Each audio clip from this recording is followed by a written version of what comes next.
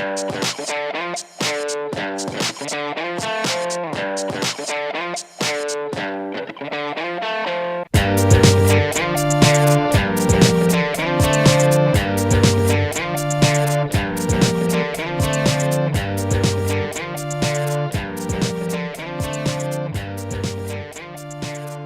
to Comics Dividers, the only show with a little extra S.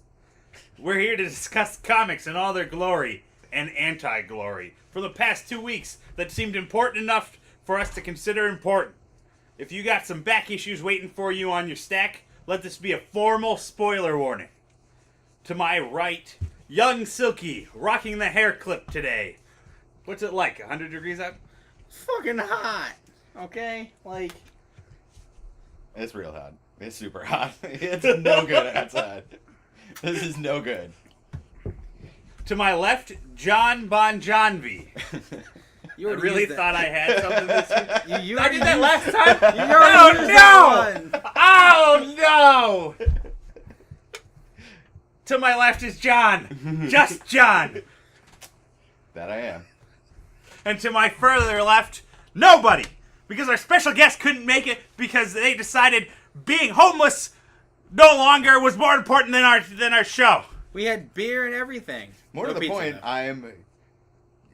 I'm sympathetic to him having to move on a day like fucking today. That is absolutely terrible. Like, moving on the best of days sucks.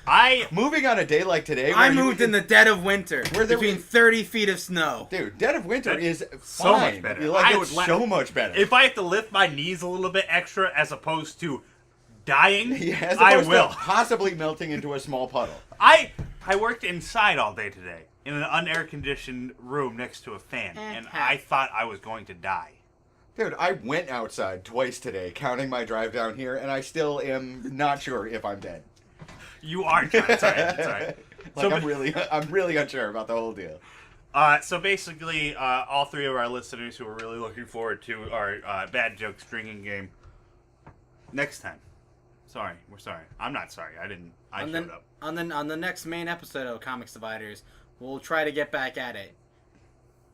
For the Bad Jokes drinking game? Yeah. Yeah, I mean, I'm sure I can get another case of beer. I'm pretty sure you can. Nah. There's like 12 packies around here.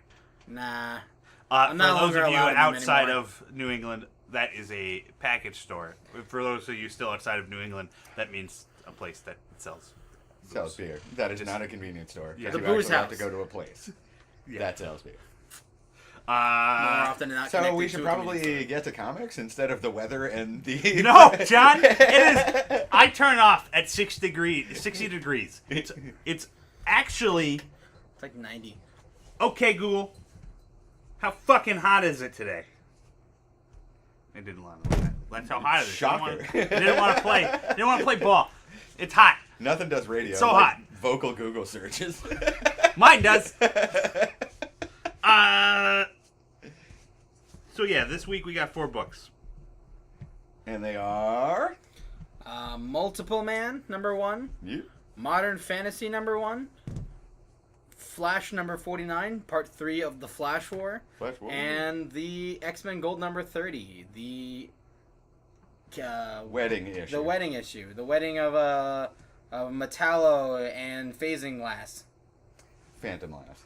No, it's Phasing Lass. It was so crazy how Colossus just went nuts and just like fucking killed everyone in that book, right? I mean, I would have said I didn't see it coming, except for the fact that at one point he almost obliterated the entire Jean Grey School for Higher Learning because he was kind of pissy. Good. Good. I mean, he's either doing that or just like following Dazzler around trying to convince her to rejoin the team. And she goes, "No, I'm a musician." And then she joins the team anyway because she's fucking Dazzler, and that's awesome. What else is she doing? A Concerts? music career? No. Keeping Incorrect. like mutants. Yeah, keeping the state of mutant inhuman affairs like at a even keel personally, because apparently nobody else in the world is doing that. Yeah. Like, fucking ridiculous. Dude, when the hell was the last time you even heard of Inhumans? That wasn't like Frank McGee in the Infinity War. Kamala Khan. Yeah, but even that, like, when was the last time? Maybe this past issue where like Lockshaw showed up And you were like, oh, that's right. She's an Inhuman. I always forget about that. That is not good branding. The last time I heard about the Inhumans was in Multiple Man #1, when they talked about when it killed him. Oh, yeah, that's right. Yeah. Yeah. Oh, anyways, let's get into Multiple Man then. Which is spectacular. Multiple Man #1 is written by Matt Rosenberg and art by Andy McDonald. The guy from Mad TV? I don't The guy know. who plays Stewart? Is that the fucking baby? Yeah. Dude, that is the worst. No, all of that is the worst. Let's What? not mince words. I don't know, here. that weird little like Keenan- Asian Keenan Peele. stereotype girl. Key and Peele. Yeah. They started off Matt. Look. Also, Bobby Lee. No, Key and Peele got their start off. Mad TV. Matt TV. Keegan Michael Key and Jordan Peele. Oh, okay. Keegan Michael Yeah. Key, Jordan Peele. You said Key and Peele, and I thought Keenan and Kel. They got their start Oh, here it goes. on all Which that. is just different. Which is just Mad TV / SNL for kids. for kids. I know. Which is better than both. I am actually. familiar. I am familiar with the works of all that. Okay. It And was all of that. that. So, Multiple Man, Spudsy, your view? I thoroughly enjoyed Multiple Man. One, Jamie Madrox has one of the coolest mutant powers of all time. One of them. Completely agree. Top 5. I'm not gonna get into it right now. It's too hot to decide. I mean, I agree that he has to rate probably the one of the coolest super hunks mutant of powers. mutant powers, but like top 5. Fact. 2. It's good to see what he's up to after he died. Yeah, like it's nice to see him like apropos of nothing, just not being dead. Yeah. Oh, you know? yeah. Like, Yeah, oh, this here's is- a I'm cave one of- with I'm one of beans the, in the it. Jamie- Like apparently Jamie Madrox has been here. And issue 1 of a superhero book is kind of like visiting a graveyard to see an old friend, you know? No. Because everyone dies constantly, and you got to check in on what they're doing. Generally, in real life, it's continuing being dead. In comic book world, it it's is not being dead. You go, huh? Good for him. And then you have to track down a naked Wolverine running through the Canadian wilderness. Yeah, exactly. I mean, to be But- fair, that does happen with alarming frequency. Seriously. But so the best part of Multiple Man, aside from the fact that like his power to make more of himself Yeah. is super awesome, the best part of him is that anything that those dupes learn becomes his knowledge as well. So in the Peter David X Factor run and Yeah. the last like Madrox solo series, which was the lead-in to the Peter David X Factor run, the whole premise was that he just made a million billion dupes and just sent them all around the fucking world and had them learn all of this crazy crap. So now he's like an expert in particle physics and like a Wing Chun master and like, you know, studied under the greatest detectives of all time. So he's just like this insane savant in every single thing that could possibly take a lifetime to learn because you just took all of his lifetimes and went and learned them. Yeah. He's like Which an is expert amazing. in religious studies. Like, he's absolutely fucking ridiculous. the most learned man in the entire universe. and Well, the best part... also an asshole. I mean, mean, Is the best part. Technically, It I comes guess with the- Prodigy could have given him a run for his money if Prodigy did not get, you know, like demutant House and then of deaded.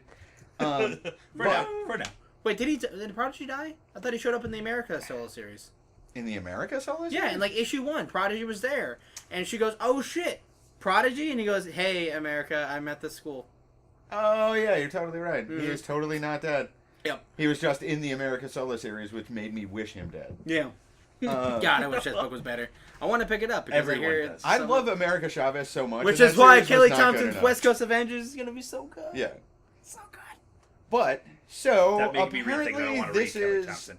Apparently, this is a dupe of Jamie Madrox that Yes. survived. The one Yeah. that's like most of his science knowledge. So I mean- without the host body, he's destined to die. Well, Ish. I mean, soon. that's kind of the that's kind of the trick of it, right? Like, if this is a dupe, is he only relegated to one, like, specific set of talents, or like after all of those talents get reabsorbed by Jamie Madrox, and he makes another dupe because there was all that problems with like him popping out dupes with like different personality traits. Yeah. So there was like the nihilistic one, and there was like the one that like just sat in the corner and cried, and he had to like pop out like 6 or 7 duplicates just to get one that would like go fight a guy with him, because everybody else would be like, well, can't we solve this with a conversation? He'd be like, nope, and suck him back in. Which is what kind of happened What's in your this opinion issue. on fist fights? No. All right. Well, here we go. Yeah, let's try this Try it again. again. And it's There! it's just him like punching a door a bunch of times. Like, so you guys want to learn about locksmithing? Nope. All right. Catch you later. So my question is this duplicate of Jamie Madrox that he sent away to whatever, MacGuffin, like hot room? Yeah. The this airseal was lab in. where the Terrigen mist didn't kill him. Does he have all of that accrued knowledge, or was this just like a failsafe Jamie Madrox that he sent out before? It was the particle physicist one. One of the smart ones. Well, I mean, Well, they kind of glance over. It's like what? So this is the sciencey version of it? He's like, I don't know, maybe while like putting on his shirt. Yeah. Which is a great shirt. Yeah, I like, really want that shirt. Hank, I love that. Hank asked him. Dude, I love It's the so Jamie good. Madrox shirt. We're about to get to my favorite part of this whole book. and He's it like, has to do with oh, so okay. are we to assume you are the scientific side of him? And he goes, something like that. My sciencing is no match for yours, Hank. So it's like not the super smart one. He's just the one with like the general knowledge. Yeah, but that's the vaguest answer in the world. Like none of that can be it taken could be. with. It could be like the he's wicked just- smart one. Jamie It is Madrox is an intentionally- asshole. Yeah. So I mean, he's obviously. just he could just be like being an asshole. His first line is just like, "Oh, I died. Thanks for saving me."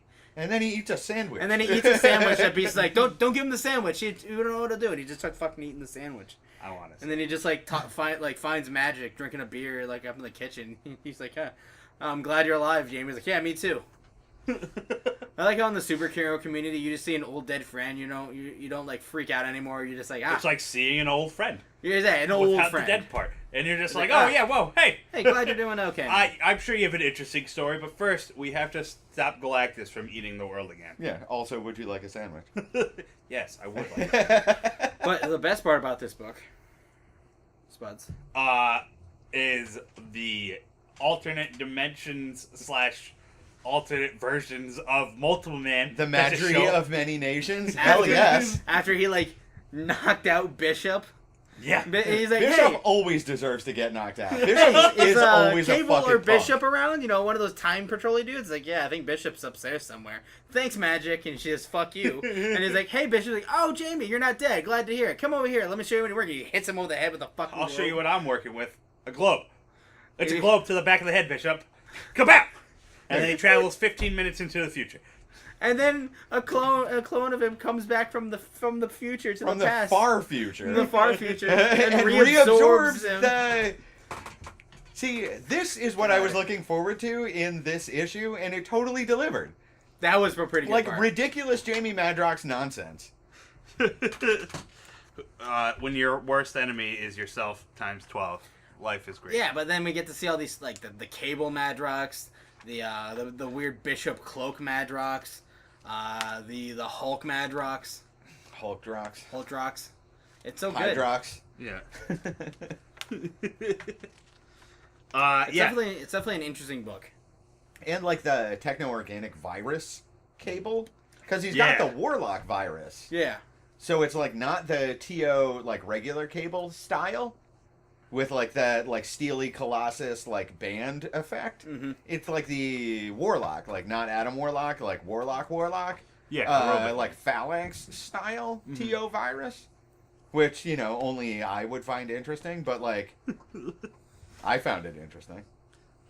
Well, I'm glad someone did. But so all of these Deadpool one. all That's right. these Deadpool, Wolverine. different Deadpool, simultaneously. Wolverine, it's Bishop Cloak Bishop Cloak. No, it's Strange Cloak, isn't it? No, he's No, got the it's Bishop. Cloak. Oh, no, Bishop, yeah. He's got the Bishop tattoo. He's got the Bishop. He's yeah. Madrox. They all have the Bishop tattoo. They got that during the Peter David X Factor run. Like, that is not Bishop. That M is from future stuff. That's how Oh, they yeah, delineated mutants. Right, Like, yeah, Jamie yeah. Madrox had that tattoo. Okay. Well, so Oh. it's Strange. He's got the armbandies. You're Just- right. You're right. Just saying. Okay, All right. so Strange Cloak, which is sweet. And then That's Warlock, a fun concept. Warlock Cable, and then just regular Hulk. Hulk. What else? No, it's Amadeus Cho Hulk. It's it's a different both Hulks. No, That's because what- he's wearing pants that aren't ripped. I mean, he's also wearing the Jamie Madrox t-shirt. Because he They're is- all wearing the Jamie Madrox symbol. Yeah. Yeah, that's like the that best was part. when that Wolverine Deadpool like first slashed through the windows. I'm like, something's weird about him, and I saw his chest piece. I'm like, wait a minute, and then everyone else started bursting through. I'm like, oh my god, this is fucking amazing. It- That was my favorite part about this issue. I was a little confused in the beginning, and I'm like Confused I felt, about what? I don't know. I felt very weirdly paced in the beginning, but like it kind of found its way towards the end, in my opinion. Weirdly paced. What was weirdly paced about it? Everything. They just, I mean, I guess they just like show up at this bunker with no explanation. Yeah, like, they're hey, like, "Oh, it shit." stinks down here like beans," and then he's like, "Hey guys, it's me. I've been eating beans." Yeah, and it's also weird that they like, didn't know Jamie was down there. Like I figured they'd go to Cerebro one day and they're like, "Oh shit, that fucking Jamie Madrox's sitting in that toilet over there." And they break open the door. He's just sitting on the shitter eating beans. Like, what are you doing in my house? It's like, Beans! Cerebro found you. It's like, oh my god, thank you. I've been trapped here forever. Eating nothing but beans. I also really like this adorable picture of him eating a sandwich. Look how cute he is. That's the odd part about this issue to me, is that it feels like the art style just like veers left and right wildly for no good reason whatsoever. He's very young looking. Like if you had said that this was done by like 4 pencilers, I'd be like, yeah, okay, that makes sense.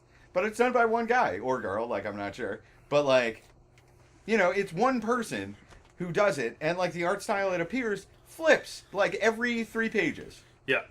That's also which is one of the I'm things that fine. made it harder to follow for me. Yeah. Maybe I mean, maybe Andy MacDonald has the same mutant power. and right? it's just And a dupe of Andy McDonald. And then he just drew it with himself multiple times, but they only wrote it down once instead of multiple times. That's a way better marketing thing. They should have done guess that. it works. They should have just said that they did that. What a good marketing thing! I would read it solely based on that. Also, I really love these Magic and her schmucks in the yellow and blues. I don't know who Magic this. is such a garbage human being. That I know she's the worst. She's one of my favorite mutants Yeah, I of all love time. her. Like I don't know who this guy is. And I The like her tiny glasses and the little hair hat. swivel thing, but like, fucking great. Also, Oh, he had that, Richter's like, there, reverse and he's still tiara. wearing the stupid yellow and blues, but he got the jacket on because he's has to because he's Richter. What a dumb name, He looks very young. Richter? Richter. Yeah. I mean, Richter's it right worked. Yeah, no, it worked better when he was. I mean, that's because that's the Peter David X Factor team, except for Magic, who was with Guido Carosella in the New Mutant series ongoing right now. Yeah, Dead where she Souls. is. Yeah, She's that looks leading it. interesting. I I'm mean, probably gonna it's pick not that one that up straight. interesting. Like, it's worth a read trade wise, but like, Yeah. there's one. It's one of those things where it's like hyper reliant on your knowledge of the New Mutants. Oh, like if you so it's don't a book know, for you. Yes.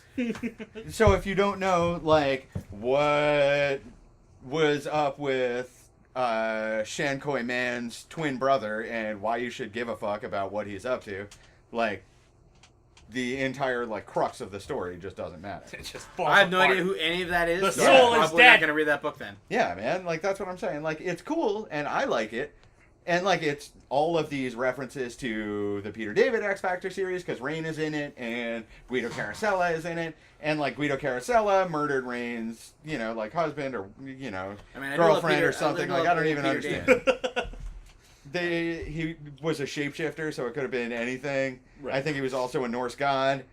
So, like, and it's just a ton of continuity, and it feels like if you were going to bring the New Mutants back for a continuity heavy, or for a series, like even limited series, why would you waste it doing 4 issues of, like, basically previously in the New Mutants, and then 2 issues of, like, hey, here's a plane crash. Like, that seems unnecessary. Like, I like Magic and Guido and Richter and all those jerks in here. They show up for a minute, they, like, a couple of fucking punchlines, they like, leave. there's some, like, smell jokes about him, like, sitting in a cave eating nothing but beans for 5 years. Bean! Stop saying bean. Bean. And then they fucking leave. And then he, brains Bishop over the head with a fucking globe, which he totally deserves. And it's just like, you hit me over the head with a globe. It's like, you're still mad about that? That was 10 minutes ago. I feel like longer. That was one of my favorite Yeah, lines man. in the book. When I love time travel jokes like that. He's like, When I've been gone a lot longer. It feels like a long time for you to still be mad about this. when the writing gets cooking in this issue, like when it really starts, like, like getting a pace going, it works really well. Like towards the end is where I really like to start liking But like this book. but at the beginning, there's a lot of stuff to pick up. Yeah. You know what I mean? Like, there's a lot of there are a lot of different threads that were up in the air that, you kind of have to, and it's not as though it, like, starts off with Jamie Madrox, like, spending 10 years in a fucking cell, which is how these stories usually start. And it's like Jamie Madrox, like, waking up and, like, punching a wall and talking to himself and, like, really fucking boring. And then, you get, like, those stupid captions that are, like, 5 years later, and it's, like, him just completely out of his damn mind eating beans. Bean! Do you mean the entirety of The Gift? The Batman arc with Booster Gold? Oh, yeah, actually, that's kind of exactly what I did mean. Because that's exactly what that storyline was. So, yeah, it's not great. John, Yes. what's your rating on Multiple Man? Singles, trades, not at all. Honestly, like, I would recommend picking it up in trade. Like, it's hard for me to say that on an issue 1, because I'm always hyped on issue 1s. Like, Right. unless they really just, like, fall off the edge of the earth. Like, but I think this is it's a weird niche character that's going to be full of, like, even weirder, even nichier characters. So, like, if you're curious about it, like, it's not a reason to, like, go out and be like, oh my god, this story right now totally deserves my $4 for this month or whatever. Hold off a little bit. Wait until they actually get a few issues under their belt. Wait until they get a story arc going. And then we'll revisit it at the end of this first story arc. And, we can see where they go from there. Like, I love this issue. I just would recommend waiting to trade. Alex. Agreed, trade. Same reasons that John said. It's just, I don't feel like it'll be a strong enough book to carry month to month. It'll definitely read better in trade. I also say trade, but it's one of those books that I will definitely recommend to people when they come in. But it has to be the right people. I agree. I can't recommend it to, like, certain people, but, like, people who I know who like weird shit and or stupid continuity. I can recommend it to. That's me. Yeah, exactly. All day like, long. Just like the jerks who come in and like, yeah, I don't know where I was going with this, but all I was saying is I'm going to pick it up monthly and I'm going to rave about it. I know that, no matter what. But I would say trades. I'd say trades, but I think I mean, if I'll probably talk about this more when we do our second X-Men title. Yeah. But I always say trades on X-Men. Always. I mean, also, more to the point, like, all of the solo stuff for X-Men recently has been so much better than the regular fucking X books. I don't get it. Disarmingly so. And this is really just seems like it's sticking in that continuity. So, like, if you're interested in mutants, totally pick it up and trade. Like, if you're looking for a reason to like the X-Men, pick it up. But, like, if you have questions about it, like, it's not going to be... If you're, like, a lifelong DC head, or if you're, like, a, elitist, like, indie guy, like, it's not going to make you jump the aisle to pick up a Marvel book. But it's a solid first start, and, wait and see. I think that was a solid review. All What right. do we got next? Next up, we're moving on to Dark Horse's newest book, Modern Fantasy, by Rafa Roberts and Kristen Gunsnuck. You're a dun snuck. Gunsnuck. That is a fantasy last name. Oh my god. A modern fantasy last name? No, just a regular fantasy last name. Yeah, So, checks out. this book, it's exactly what the title says. It's modern fantasy. It is like these fantasy characters, like orcs, goblins, whatever the fuck this Birdman thing is. It's a Alex. God, disappointed to be in the same room with you right now. It's a fucking owlbear. Whatever, alright? Oh. Just because you don't believe they exist doesn't mean they don't. Fucking D&D shit. He's trademarked. I'm surprised they even got to do it for this book. I mean, he's pretty much an owlbear. Yeah. Bear 'cause, owl like, for the purposes of even this book. what is his Brero? name? Fentax, Lizard Wizard's boyfriend. The weird He's goblin a guy? goblin, but he's like tall. He's a tall goblin, Yeah. and he's not green. Well, I mean then he's we- greenish. Nah, he's blue. He's gray. He's blue. Well, first of all, you're looking at him through He's security blue. camera footage. You got to go on to him when he's like in like. Oh, actually, it's all like No, fan he's lighting. blue. Yep. He's like blue. But like it's a really fun, interesting book because it's all these modern fantasy characters set in like the modern like 9 to 5 business world, and it's focused around a girl who just wants to go on a classic fantasy Sage adventure. of the Riverlands. Sage of the Riverlands, which is a fucking phenomenal. She's name. a level 12 ranger, so Yeah, we have that in common. she's a level 12 ranger, and then we got Lizard Wizard, her mooch of a boyfriend, mooch of a best friend, who's also a level 20 mooch, and also a wizard, a lapsed wizard typing. I love that. I love these fucking things.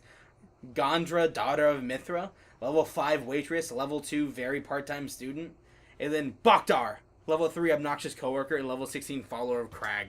Baktar is fucking awesome. I love Baktar's Baktar. awesome. Baktar is so great. Baktar saved this book. Work hard or hardly working. Well, he's like Time a to weird- go home yet? He's a weird orc barbarian who's just like the classic office worker. And he's like that one guy who just makes those constant jokes about working. No, he's All the Dwight, time. but he's a fucking barbarian Exactly. orc. Yeah. I love it. Yeah, It's so so is- good. Talking about office supplies and like, the Church of Crag and whatnot. The best part is the background. Just like looking through and like seeing all like the different like fantasy tropes, but in the background. Like in Yeah. this panel, there's a skeleton girl who's just hanging out, like a skeleton hipster girl. And then there's that fucking douchebag of an elf who He's just saves the sheltered. Riverland. And then also has a No, he's an elf. He's a douchebag. he's a sheltered elf who gets gets like stereotyped into thinking that like he has real like can hear everything because that's an elven stereotype. But he's got that sweet dank crystal, which is Also, hilarious. her boss is a beholder. Yeah, well, her boss is the beholder, which is He great. sees Oh everything. shit, her boss is a beholder. I Yeah, fucking love this book. that together. It's spectacular. Their phones are scrolls, and they're called eye scrolls. It's so great. It's fucking hilarious. Yeah, I would totally pick up a fucking eye scroll if that was. You better believe I if would that was have, ever like, I afforded would an have option one. to me. Like, techno sorcery is right in the sweet spot. So I mean, like the reason why.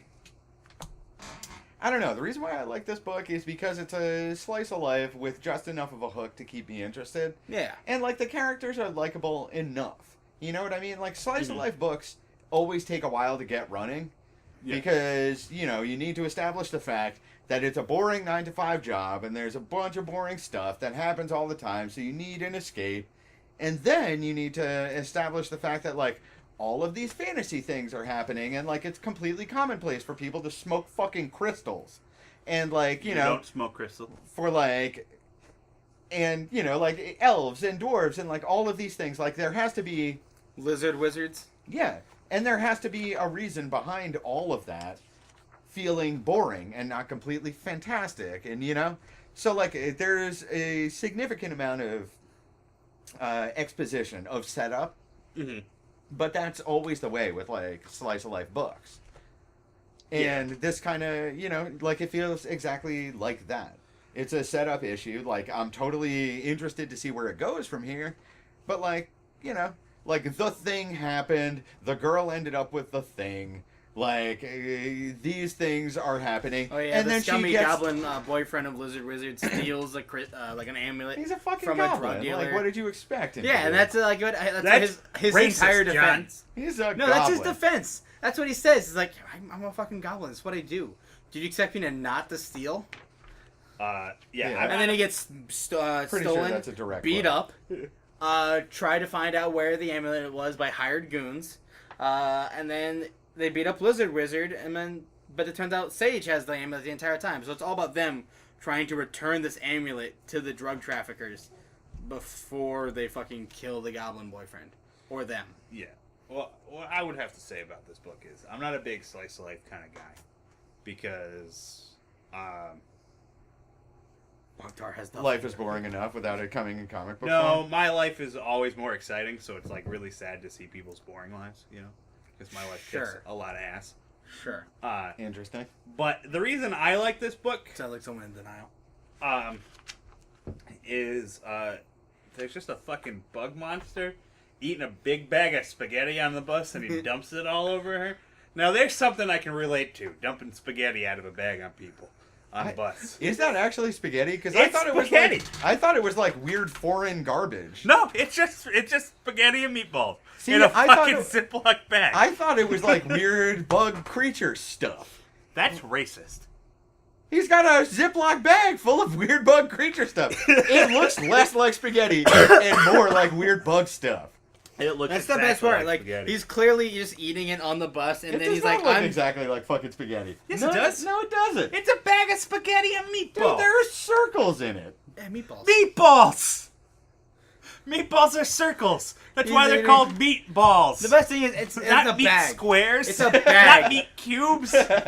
It's a bag of fucking spaghetti Line meatballs. segments. Not a container, like a container, Squiggles or like and a circles. plastic wrapped like tray of spaghetti. Like All I'm Tupperware. saying You is look like a fucking- Tupperware. I saw a giant fucking bug man eating something out of a Ziploc bag on a fucking Subway, and my first instinct was not to be like, huh, he must be enjoying a nice Ziploc bag full of spaghetti and fucking meatballs. It's clearly What is your human head at? brains and hair. Dude, it could be fucking anything. I don't know what bug humanoids eat. Spaghetti meatballs in bags.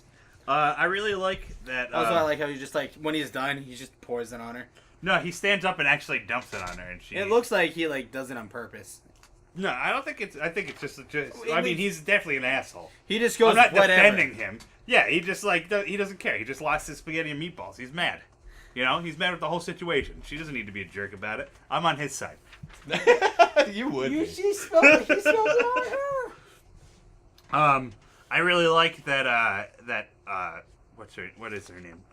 Gondra, daughter of Mithra. Her. Let's call him a boyfriend for now.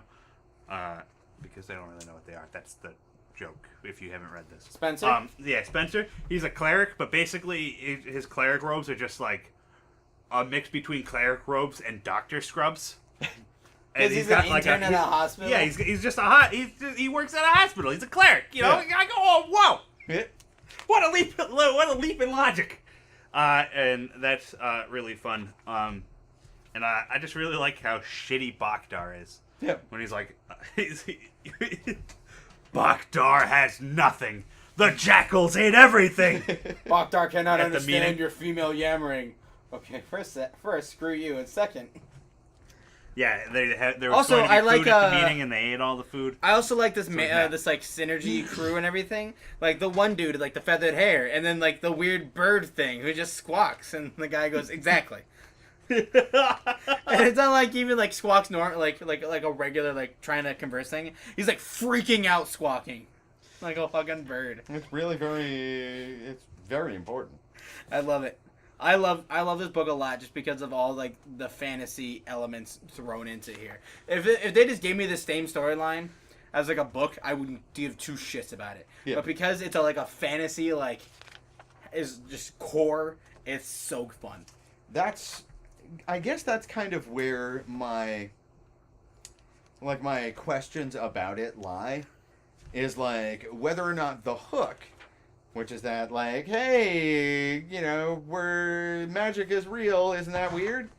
Like whether that hook will be enough to keep me engrossed if, like, you know, like Alex was saying, if this was a regular slice of life comic and it was about this lady and like her Looking for weird more for her coworker, life. Yeah. and I couldn't care about her if I could. I already watched The boyfriend Office, Stole, alright? like a gun or like a. No, it's something- still be like a really crystal, expensive piece like of a jewelry. necklace. You know what I mean? Like, and then she's wearing the Like the necklace, royal pearls or and then something. people are looking for the necklace, and super strange. Like, Yeah, I mean, It's like a lot of different movies already. I- But like the fact that they gave it like a fantasy makeover makes me 100% about this book. I'm only here for Dungeons and Dragons reference, boy. What's it? Like I love Slice of Life I'm stuff, only but, here like, for this for is- for the ad on the newsstand called "Good Castle Keeping," or Seder, which is basically just mad because it's Alfred E. Newman with horns, with goat horns. Seder magazine. I love it. I love it. What? Me worry? Come on. dude. Boo. John, what's your recommendation on this book? Trade all day. Like, I don't know if the hook is good enough to make me, you know, like, I'll read it singly, but, like, if you're, you know, worried about money or, like, you know, curious about the concept, like, issue 1 is a decent place to like taste test, but like wait until trade, see if it's see if it can hold up the momentum for 5 issues. It's a Dark Horse book. I don't know why it's $3.99 and not $3.50. Do they even do $3.50 books anymore? No. What the hell, Dark Horse? Nobody is. No That's one the does only anything. reason I liked you. That and Hellboy. Yeah, and also like the Both other those things don't fantastic books exist Yeah, well, anyway. you know what? I'm entitled to my anger that it's misplaced, John. I'm relatively sure Fear Agent was a Dark Horse book. Like, it's Dark Horse, man. Dark Horse is good. Yeah, and you know what? Fear Agent was. Mage is Dark Horse. You know what those books were all? Mage? No. They were $3.50. Mage's Image. Yeah, Mage's now. Oh, yeah. But Mage came out under Comico, got picked up by Dark Horse, and then got bought by Image. Fair. And now we're here. Anyway, Starting from the What's your recommendation? I'm personally gonna pick this up singly, but overall, like this is definitely like a book that like would be perfect in trade. Like Don't be more modest, than Alex. like You're more, gonna recommend this book to everybody. You're oh, a slice of- obviously. You're a slice of lifey kind of guy. I love these kind of books, and I will recommend it to the people I know will also like these kind of books, and they'll come back and tell me this is a super fun book, and I'm like, yeah, it was. Also read this. This book is like target audience is like girls aged 15 to 23. You know. Most Canadians and me. Yeah. And then they're like, and we'll throw a couple owl bears in there, and I'm like, fuck it, I gotta read it. I love owlbears. They're Owl bear bears? owls. You had Because me at owl owl. bear is trademarked by Dungeons and Dragons. Bear owls. Browls. Yeah. I Anyway. love bear owls. Spuds, what do you say? You know, I'm not going to recommend this to really anyone who comes in unless it's absolutely right up their alley. If it's a 15 through 23-year-old Canadian girl or Alex, Or Alex. I will. I'll stop and not tell them. But you know, I think you could survive skipping this book, and then like in 5 years, you're hanging out at your friend's house, and you go, "What the hell is that?" And they go, "Oh, it's Modern Fantasy. It's a trade. You want to borrow it? Definitely borrow it. Take it home and read it. You know." And if you're an age 15 to 23-year-old Canadian girl, go out and pick it up singly, baby. You do you. Get yours. Get yours. It's actually it's solid, but the amount of Dungeons and Dragons references in it isn't going to make me drop $4 next week. Next month. I have it's well done. I'm just worried about the momentum of it. you know? We'll see. We'll see how it Nothing goes. against it. It'll be. I just can't a recommend it. trade. Agreed. It'll be I a understand. trade at the longest. Yeah, and I'm If it going goes to on borrow longer than a Alex's trade, like I'll be shocked. Yeah, no. There's no more than 5 issues worth of lore to wring out of this environment. But, you know, like, by the end of it, it could be really good. You know, We'll they see where could it knock leads it out to. of the park. You know? We could see where this leads to because it could be like a very simple concept. Yeah. But you know, you just keep going back at it with different storylines, like with Fables and everything like that. Fables was a simple dude, concept. Fucking apples and oranges, man. Like, aside from the fact that that's Mr. K. Vaughn or No, Wood or it's whoever. Bill Willingham. Yeah, Bill Willingham. Like, aside from the fact that, like, actual Fables living in contemporary Earth is a vastly wider, like, on Well, no, I'm on not the saying it's the run exact from same their thing. actual homeworld. Like, I'm saying it's that's a simple concept, and like got way more books than I thought it would. I'm not saying it doesn't deserve all those books though. It is Yeah. a lot of books. That was the thing. Like when people first Fables first started coming out, I bet there was a lot of people who were like, "This book won't last a trade," and then fucking like 15 years later, here we are. I don't know, man. That first like Bigby Wolf related trade is one of the more perfect, like, self-contained. I mean, books I love that book a imaginable. lot. It's really good. It made me buy more of those Fable hardcovers, which is sweet. All But of I'm it, just- that I'm just entire saying. series is fantastic. Even Jack of Fables is great. I gotta get all of them. Anyway, Sorry, Fables.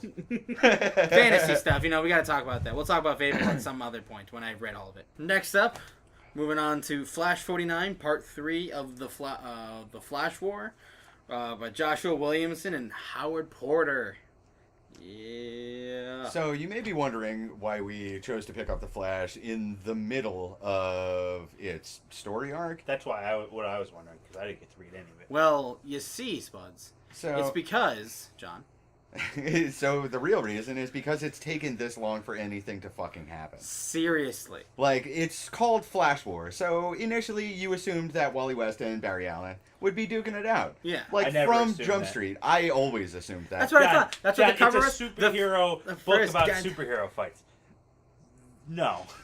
They have done nothing except build up, like, the gap between Wally West, like, redhead Wally West, as opposed to not redhead Wally Now, West. the difference now is that he is Wally, and the new 52 Wally West is Is now Wallace. Which is Okay. just as stupid. Wally and Wallace. But, Fine. I like Wallace. but, Isn't Wally short for Walter? Is he also Wallace or is it Walter? They're both Wallace it- West. yeah, I I mean, thought it was Walter for some reason. no, they're both Wallace. But, so, it took this long, and, That's very like, sad. weird future rogues popping up, and, like, you know, it was, Future rogues. What kind of future rogues? they're The actually, Sinestro like, Corps ones? they're Nah, never hero mind. rogues? It's the ones Like from... Citizen Cold? Exactly, like, No, it is Citizen Cold. Commander Ah, Cold, I think? It's Commander Cold, the Golden Citizen Guardian, From Flashpoint. Yeah, no, I'm aware of Mirror- of Mirror your Monarch, yeah, some other, you know, Weathered Warlock, and like some other insanity. fucking schmuck. Like, Heat Wave or Pot? something. like the opposite of top or something? I don't fucking know. And like those guys are pretty decent because they're future people who come back in time to Fucking stop Golden- people from doing stuff, and they're rogues, but they're good, which is always an And Golden interesting Guardian concept. has a Sinestro Corps ring. Yeah, and Golden Guardian has a Sinestro Corps ring, which I'm always fucking all about. But That's awesome. Mm-hmm. yeah, I but love when the rogues are good guys. yeah, me too. That's my favorite. Like the whole point is We're they only go for a back time. in time to arrest Iris West for the murder of Eobard Thawne, one of his several murders. So sweet. I mean, dude, he's fucking Eobard died. Thawne dies more times That's than it- fucking that's Jean. his- He has now officially died more times than Jean Grey has. Yep, Officially. he's Good for him. in comic history. I believe he's probably the most like Give it a couple weeks. Recurring and death we'll, characters. We'll probably revisit that. Nah, Jean Grey is going to be around for a while. She's an X-Men Red, and that's the only decent X-Men book. But, so, at any rate, they finally get to a point where they actually have a fight. Yeah, where they're arguing, and they're arguing in super speed while circling the globe, And That's it's legit. causing and it's such... like causing catastrophic damage to the planet. So they're like running around the world so fucking fast that like volcanoes are erupting and like, you know, Amanda Waller's having a fit. yeah, you know, like Amanda Waller and Steve Trevor like line up a bunch of tanks, and like the very first panel of this issue is them, like it's I mean The I guess splash it's, page where it has like the opening of the yeah, Flash War the Part 3. credits page is like them running through this like ridiculous blockade that Amanda Waller and Steve Trevor have lined up, disassembling and then reassembling the tanks out of their damn way. While continuing to have a conversation. Like while they have the arguments. damn argument. Because in the last issue, which is the lead up, which was why I knew this one was going to be something was actually gonna fucking happen, is that when the police and the rogues of the future come in to arrest Iris and they go to take her back, and Waller's like, no, I'm not letting her leave again. That's Superman. That's That the Superman Notice Me Senpai face is amazing. It's how more to the Porter. point. This So is good. the first time that in like the contemporary Rebirth canon, like it's just not even a fucking question that the Flashes are faster than Superman. Like Both there's of been them. some like nice races, and there's that one reference at the end of fucking Justice League the movie, and like all of those things where it's like people starting off at the line. And, like, it's been hinted at in, like, Flash Rebirth, like the Jeff Johns, Van Shiver stuff. At the end of And both Flashes dust Superman. oh my god, Like, they, he like, tries to catch up with him, and they do not even notice him. he comes back wheezing, alright? He's just like on the ground, like, I need to take a minute, guys. Holy shit. He's just, Yeah, and the Flashes don't even they fucking don't even notice he's alive. They don't even notice. Like, That's you see him like amazing. in the background, like the text is just very light, like, Flash. And they don't even notice. They don't even hear him over there arguing. That's And you can why- tell and you can know they're arguing faster than Superman can even comprehend because the word bubbles are like all one word. Word bubbles. So That it's just whole, fucking- that part in this is possibly, like, that's one of the reasons why I love this issue. Because you have to nail down the fact that the Flash is faster than Superman. yeah. It has to exist. That's why the Flash is is like a legitimate character, because the Superman was just faster than the Flash. Yeah, like, even what would the point? What would the point be? But That's why they gave him the Speed Force to make it a little different. so, It's been working speaking out of well for the Speed Force, at the end of the issue, they run against Professor Zolomon, Zoom. Yeah, which is the whole point Who about. is my favorite Reverse Flash? He's so fun. Like, Eobard Thawne, you know, whatever. Barry Allen. People who love Barry Allen are, you know. Nah. Like, nah. that's one Zoom's thing. where it's at. But, like, Professor Zolomon and, like, the creation thereof, and, like, because I love the Wally West Flash. I always have. Wally West Flash is Like, probably my favorite yeah, Flash. He's so much better. He taps into the Speed Force. Like, you He don't get creates any the of Speed that. Force, essentially. You don't get any of that Flash facts, like, hackneyed garbage. Which they mention Like, in here. I am aware. But, like, they You also... spend enough time with Barry and just flashbacks over the Dude, years, more you to the kind of point, learn you how know where his else they powers mentioned work. it? All of fucking 1930 through 1985. Like, every damn issue. Flashback. Flashbacks are not fucking exciting anymore. Stop doing flashbacks. It's so good. But, so, Wally West has always been fucking faster than Barry Allen. Mm-hmm. Like, let's Not put even that a to question. bed right fucking now. Not in Young Justice. Young Justice is outside of canon. And Also, even that still... that Barry is actually Wally. Like, it's weird. Like, Yeah. it's the Wally West costume and everything. Like, like that's Wally West. I mean, Flash. it's the same. Yeah, Young it's the Justice same is problem. fucking weird, It's the man. same problem. I With, love that show to death, but, like, that's Justice the one League of the and things that Justice League bugs me. Unlimited. Mhm. Like that's Wally West under there. He takes his hat. He takes the cowl off, and you know, I have no idea who this is. yeah. And then, like, Hawk Girl calls him Wally Yeah, no. because I they're know. best friends. But Because I love Hawk Girl. She's great. Well, even with like the Game of Death, like I just was a traitor to the entire Earth. Yeah, even with because her then she being comes one back- of the Hawks. And then she comes back, broken, dishonored, wearing a sweet tracksuit. Yeah, the and then Game she of has- Death tracksuit, man. Yeah. They're like straight And then out of she Bruce bec- Lee. And then that Solomon Grundy arc was Yeah, sweet. no. I mean, But we're not talking about Hawk Girl. We're talking Greensdale. about so it Wally ends West. with both Flashes running through and breaking the fucking What? Speed Force. but why they're doing it. Wally Yeah. West is trying to get back his family because he ends up... Because Jay and Irie, my Yeah. God, man, the fucking twins. Like I loved that, the Wild Wild West. Mm-hmm. Like that shit was awesome. when like the goal... Like he's the- trying to get back to meet like his family that's So- alive now, so or what he's had trying to happened- get his like. He's So trying to future- get he has been told by Professor Zolomon, by Zoom, that the twins are in the Speed Force, where he has spent all of New 52. Right. So that's a fairly viable concept. Mhm. Yeah. I mean, if he's there, Nobody is everyone remembers else. him. Like Yeah. Linda Park still doesn't really know who he is. Like all of this stuff happens, and these are the twins that are from Linda Park yeah. that Zoom initially killed, and then unintentionally like brought back into this world when Wally West ran fucking fast enough to break time and stick Zoom up his own timeline. It's so fucking like good. a potato in a timeline. It like Exactly. all so. the It's like Winnie the exposition- fucking Pooh. Oh bother! All But the like ex- fast. all the exposition in like the first two issues is just like Hunter Zolomon talking about how Wally West is the greatest Flash. Like fuck Barry Allen.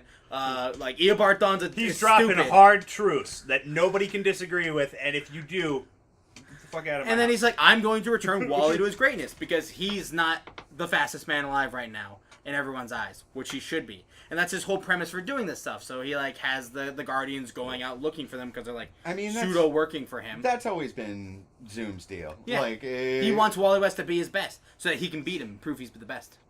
That's not true at all. Like the whole reason why he wants Wally West to get better, to be a better Flash, is because Zoom gets crippled by Grodd under Wally West's watch, and then he goes onto so the creation of Zoom happens thusly, and then he goes onto the cosmic treadmill to try and go backwards in time, and then the cosmic treadmill, because he obviously does not have fucking super speed, just bricks and explodes, and then he ends up infused with the like time traveling properties of the cosmic treadmill. So he's not super fast. He's not He's connected to the unstuck Speed Force. in time. So he's like moving at a different pace than everybody else. He's just kind of like moving back and forth. He sounds like a broken record when he talks, you know? Which is my favorite thing. Yeah, man. Yep. So like the whole premise of Zoom trying to make the heroes better, is specifically the Flash better, is so that what happens to him does not happen to anyone else. Like, that's the whole Zoom's entire philosophy. Which is So why won't great. Barry let Wally do this? Because Because- Zoom is an untrustworthy bastard. Well, yeah, Zoom, but Zoom like, told Wally that the only way to save your children is for you and Barry to pierce the Speed Force. You need to get into the Speed Force and like Break it. Break it. basically. so Wally so that- tricked Barry. no. Wally didn't like. Well, kinda, I guess. Yeah, I mean, Kinda. they argued until Wally told Barry his fucking business, and then Barry was like, yeah, you're right, we should totally do this, you know, like, I'm with you. And then they run straight Yeah. into the Speed Force and break it so fucking hard that Zoom ends up with two completely different forces. Wally does because he starts outpacing Barry, and it's just like the Speed Force starts killing him, and he like gets blown back as Wally becomes pure blue Speed Force energy, and then creates the two new forces. Which are the Sage Still- Force it's the Still and Force, the right? Strength Force. Oh. So now, instead of just like super fast like Unstuck from Time Zoom, you have to deal with Unstuck from Time Zoom and telepathic, like Grodd-esque telepathic Zoom and Super Strength Zoom. With Cool. like thing... Rockin' OG Barry Allen Flash suit. Yeah, with like the actual like skin underneath the eyes, like underneath the eyelet jazz. Like it's the Okay. ring that Eobard Thawne carried around with him. It's the one that like he based like the first costume on. This is the one he found and everything like that. So like this and this is So why this is the Flash War. This is the crux of this entire fucking issue.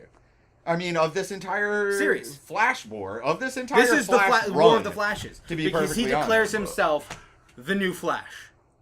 Because he has his powers plus the Sage Force and the Strength Force, which means he's the fastest, strongest, and like able to mess with people's minds. This person in all the world.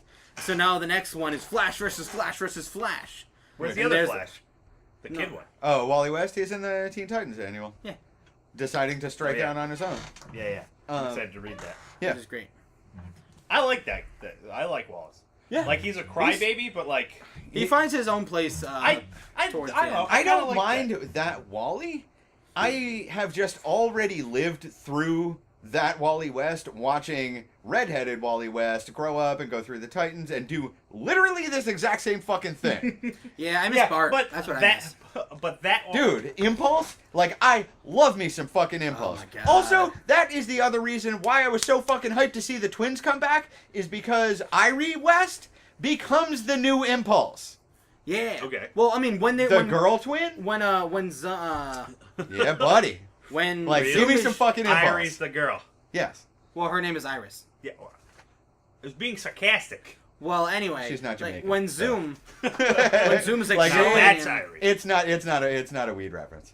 when Zoom is like showing him in issue 48, the part 2, when he's like, there are other Flashes out there, and it shows him Max Mercury and and Impulse Bart Allen, and then it's the costume of the twins and everything like that, which is like right here, Jay and Irie's costume, Bart Yeah, Bart Allen, Impulse, and Max Mercury right there.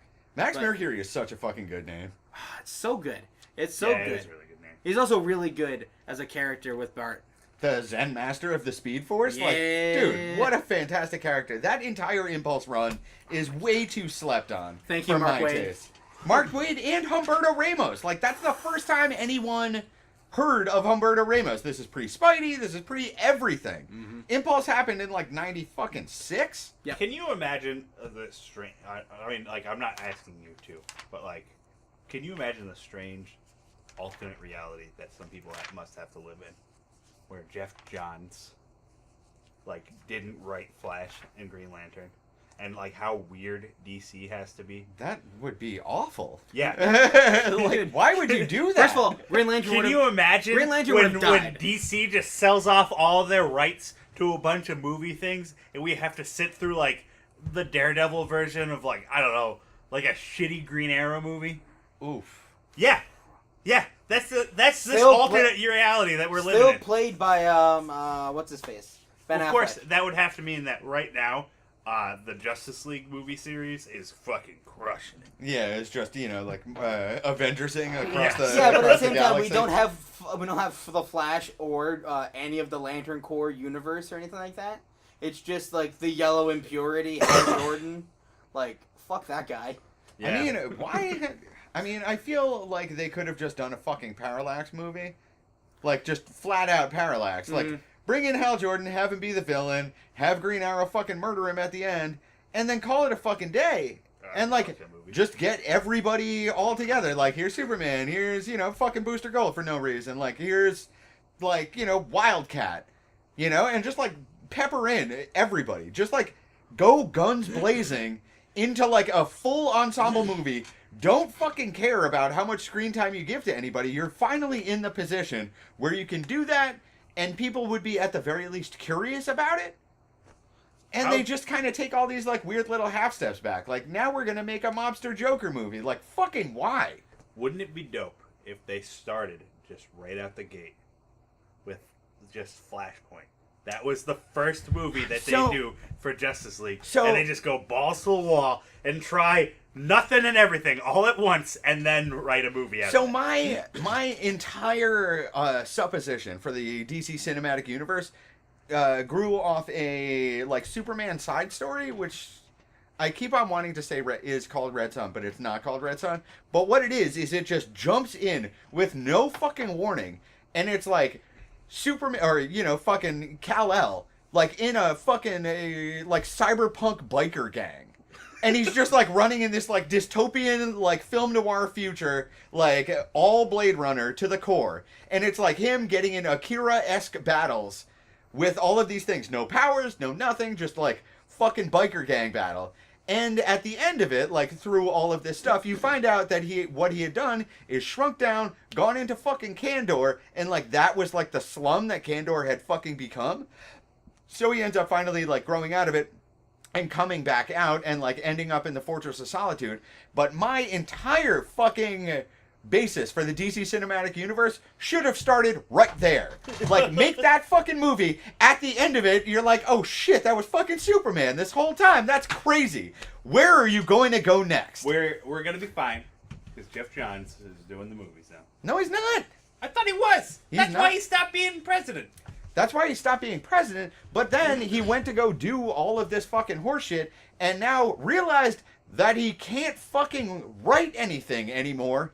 So he like backed off of whatever position he just got promoted to, presumably because he realized that he was in the middle of writing Doomsday Clock, which is now coming out one every fucking decade. Oh my gosh. So like, he was like, maybe I should just reel it back a little bit. Like he just went one ring too far. Like, if Jeff Johns needs a minute to like regroup himself, I'll give it to him. Yeah, no. He's man, earned like, that. More to at the least. like, definitely. Like, if anyone earned themselves Him like and a Mark couple Waid. of weeks off. Him and Mark Waid. Those are the people who like. What the fuck is Mark Waid doing right now? You know, Nothing. like He's taking his week off. Yeah, I know that's like- what he's doing right now. I mean, he doesn't.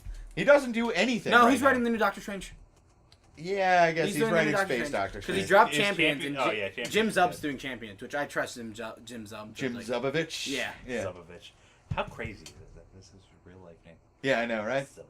Zubovich. I said that all the time as a joke, and then one day I like read an old book by him back when he went by Zubovich. I was Yeah. like, oh, hey, my joke isn't as funny anymore. Apparently, I'm Not a telepathic. joke, it's just accurate. That's interesting. Anyways, John, what do you feel about Flash as a whole, the series?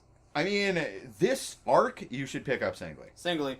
Like, without a question. If, like, first off, it's DC, and DC currently is, like, running the raddest fucking variant covers, and they're all Oh my not God, like, really... these naked covers. Yeah, that's they're just, like, all- almost like entirely all just art and like a they're little bit all... of text on the and bottom they're and a all barcode. not price broken the same way that, like, Marvel variant covers are, Ugh. where you have to order, like, 700 copies of a thing to get the opportunity to buy a cover. So only Midtown.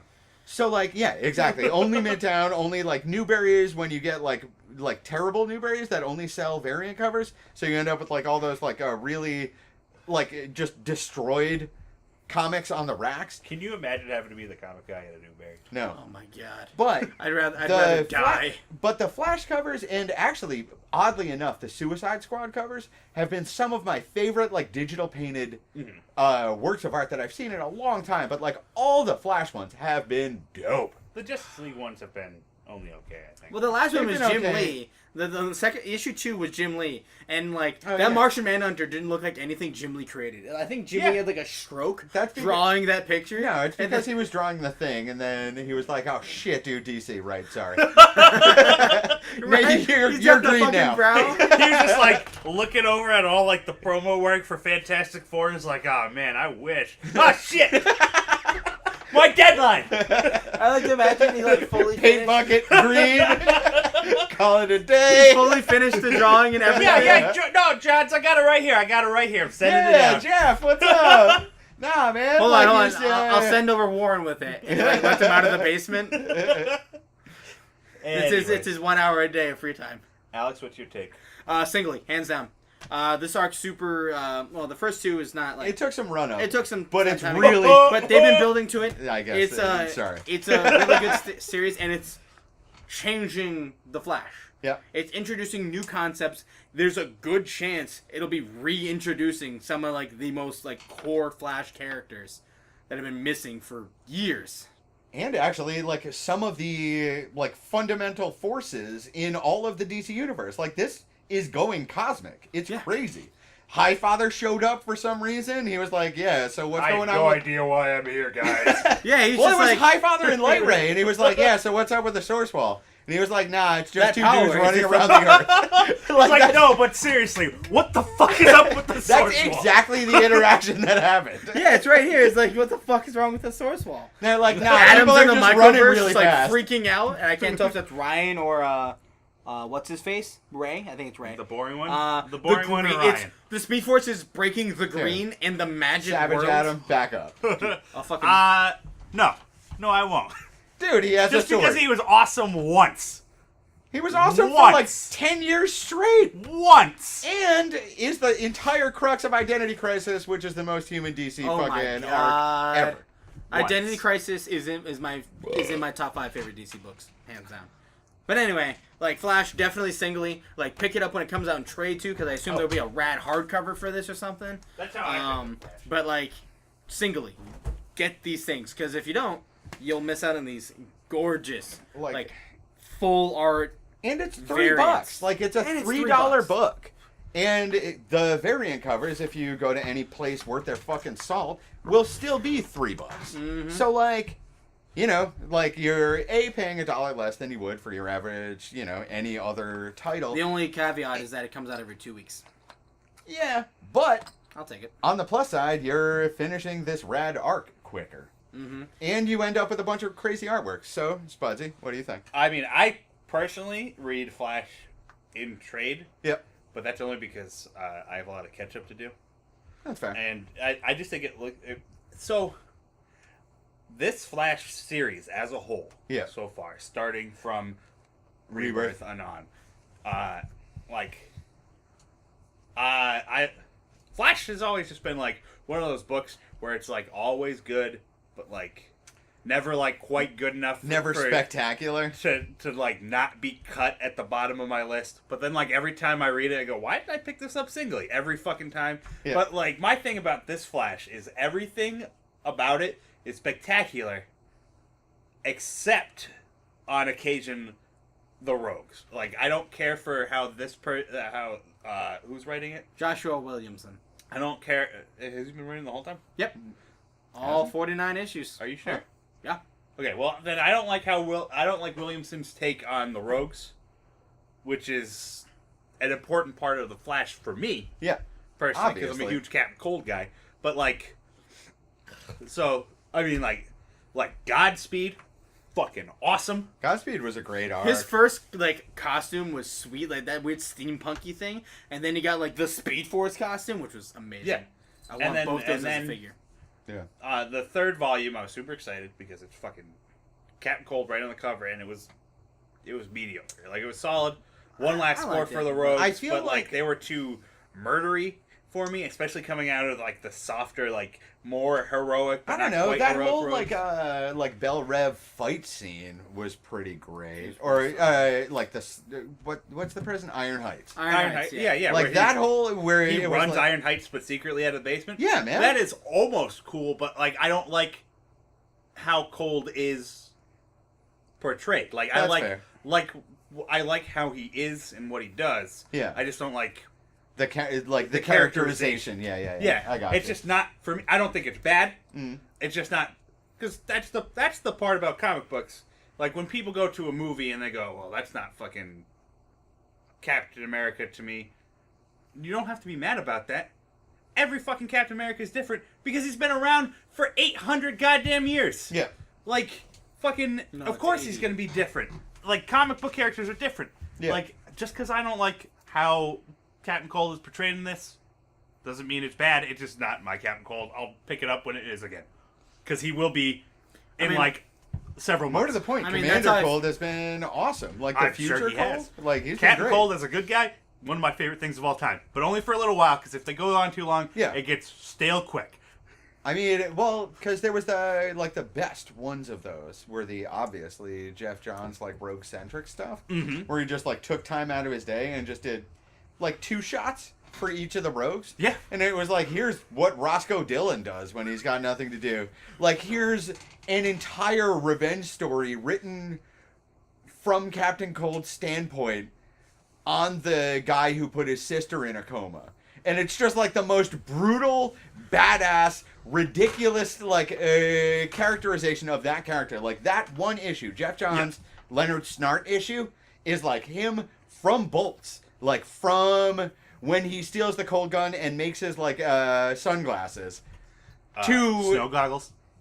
No, they're sunglasses. Like, they're glare glasses I know, because the, like, They're the based off things snow that he goggles, yeah. shoots. But, like, that characterization, like, you're never going to get better than that because that's as good as it can get. Mm-hmm.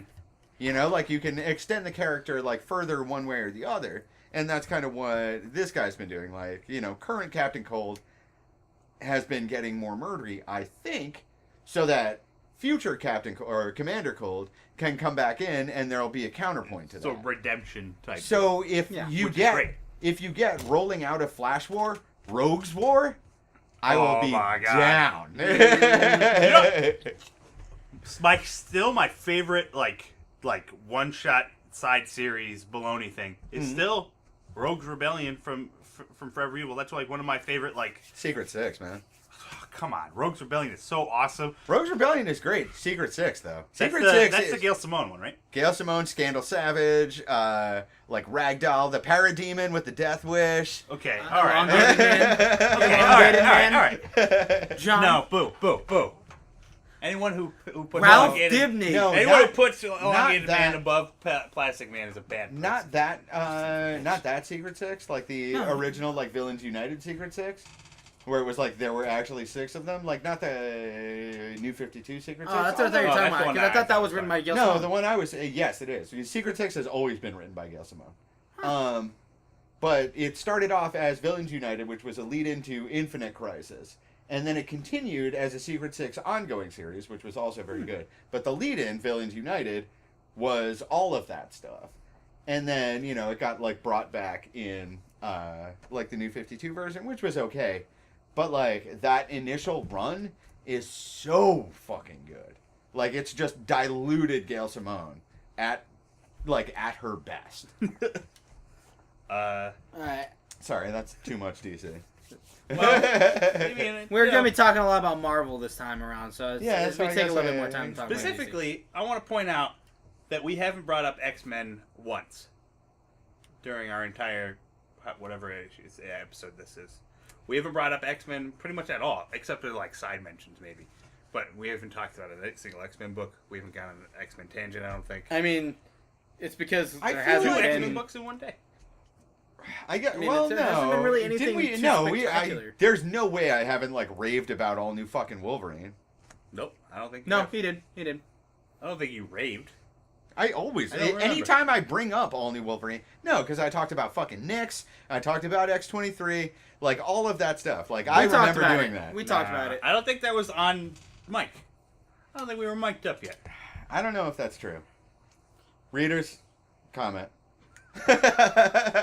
But anyways, so Here we are on issue 30 of X-Men Gold after 29 fucking issues of absolute fucking banality. Like, we have Except those finally first hit two upon a issues were winner. like Whoa, massive hold on. controversy. It's X-Men. What do you expect? Exactly, are you expecting? I mean, I was expecting saving a world that hates and fears them. Not like, wow, Kitty Pryde's the headmistress, and now they're in Central Park. Isn't that weird? Look, here's how I feel about X-Men. X-Men, in theory, is always better than X-Men the series. In practice, I disagree. No! X-Men is awesome as like an icon and when you think back on them, but like it happens.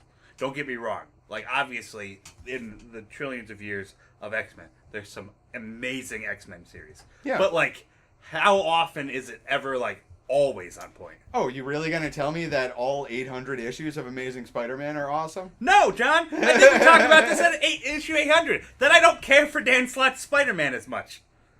Which is fine, but like, Yeah.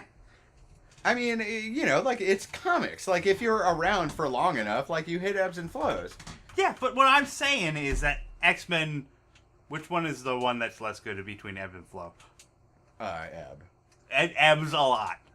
I don't know. Not really any more so than anything else. It's like a tangled ebb. Superman was in the Oh, fucking. he ebbed hard. Yeah, he was in the fucking trash pile pretty much all of New 52. And like most recently got back out of it and now is about to get, like Bendis back into the trash bin, but like that's neither here It was nor a there. warning. But like the X-Men titles, I feel like especially recently have been, speaking of Bendis, have been like since Battle of the Atom, which was the last like really good X-Men crossover. There hasn't really been a decent like ongoing X-Men group book.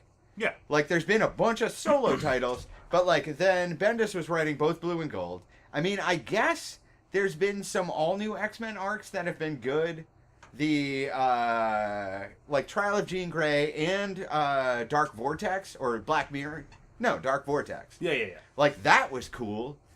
And then there was a situation where they were like rolling around in like a fucking minivan that like had a Tesseract inside it, so it was just enormous. And like that was okay. They were like bopping around with Pickles, those weird little like mini Nightcrawlers that still have not gotten explained. Like there have been some interesting bits. Yeah. But I'm saying that I'm not saying that I don't love like Multiple Man. I could rave about. That series was awesome.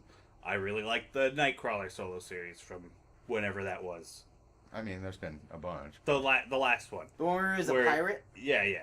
Oh Where he's- yeah, that was alright. Yeah, like I like X-Men. It's just that I feel like so more often than not, Marvel doesn't know what to do with X-Men. And I feel like it has something to do with The fact that they don't make the money movie off of rights. it. Exactly. I feel like they don't care enough to make sure X-Men gets proper treatment always. But they have to, on occasion, give it proper treatment in order to keep X-Men around because X-Men is so iconic. I don't know, man. I understand like exactly where you're coming from. I just kind of don't particularly agree with that viewpoint. Like it's certainly possible, Marvel is a giant soulless corporation the same way that any other. So DC is a giant soulless corporation. But like, in the same way that fucking Walmart is a giant soulless corporation. Walmart? You leave Walmart sad at this. But I don't think it's as intentional as everyone's making it being. Like they could have just, fucking Fantastic Four'd it if they really wanted to. But Hardcore like, banhammer. I think the inherent problem is that after Battle of the Atom, Brian Michael Bendis got put in charge of all of the X-Men. Mm-hmm.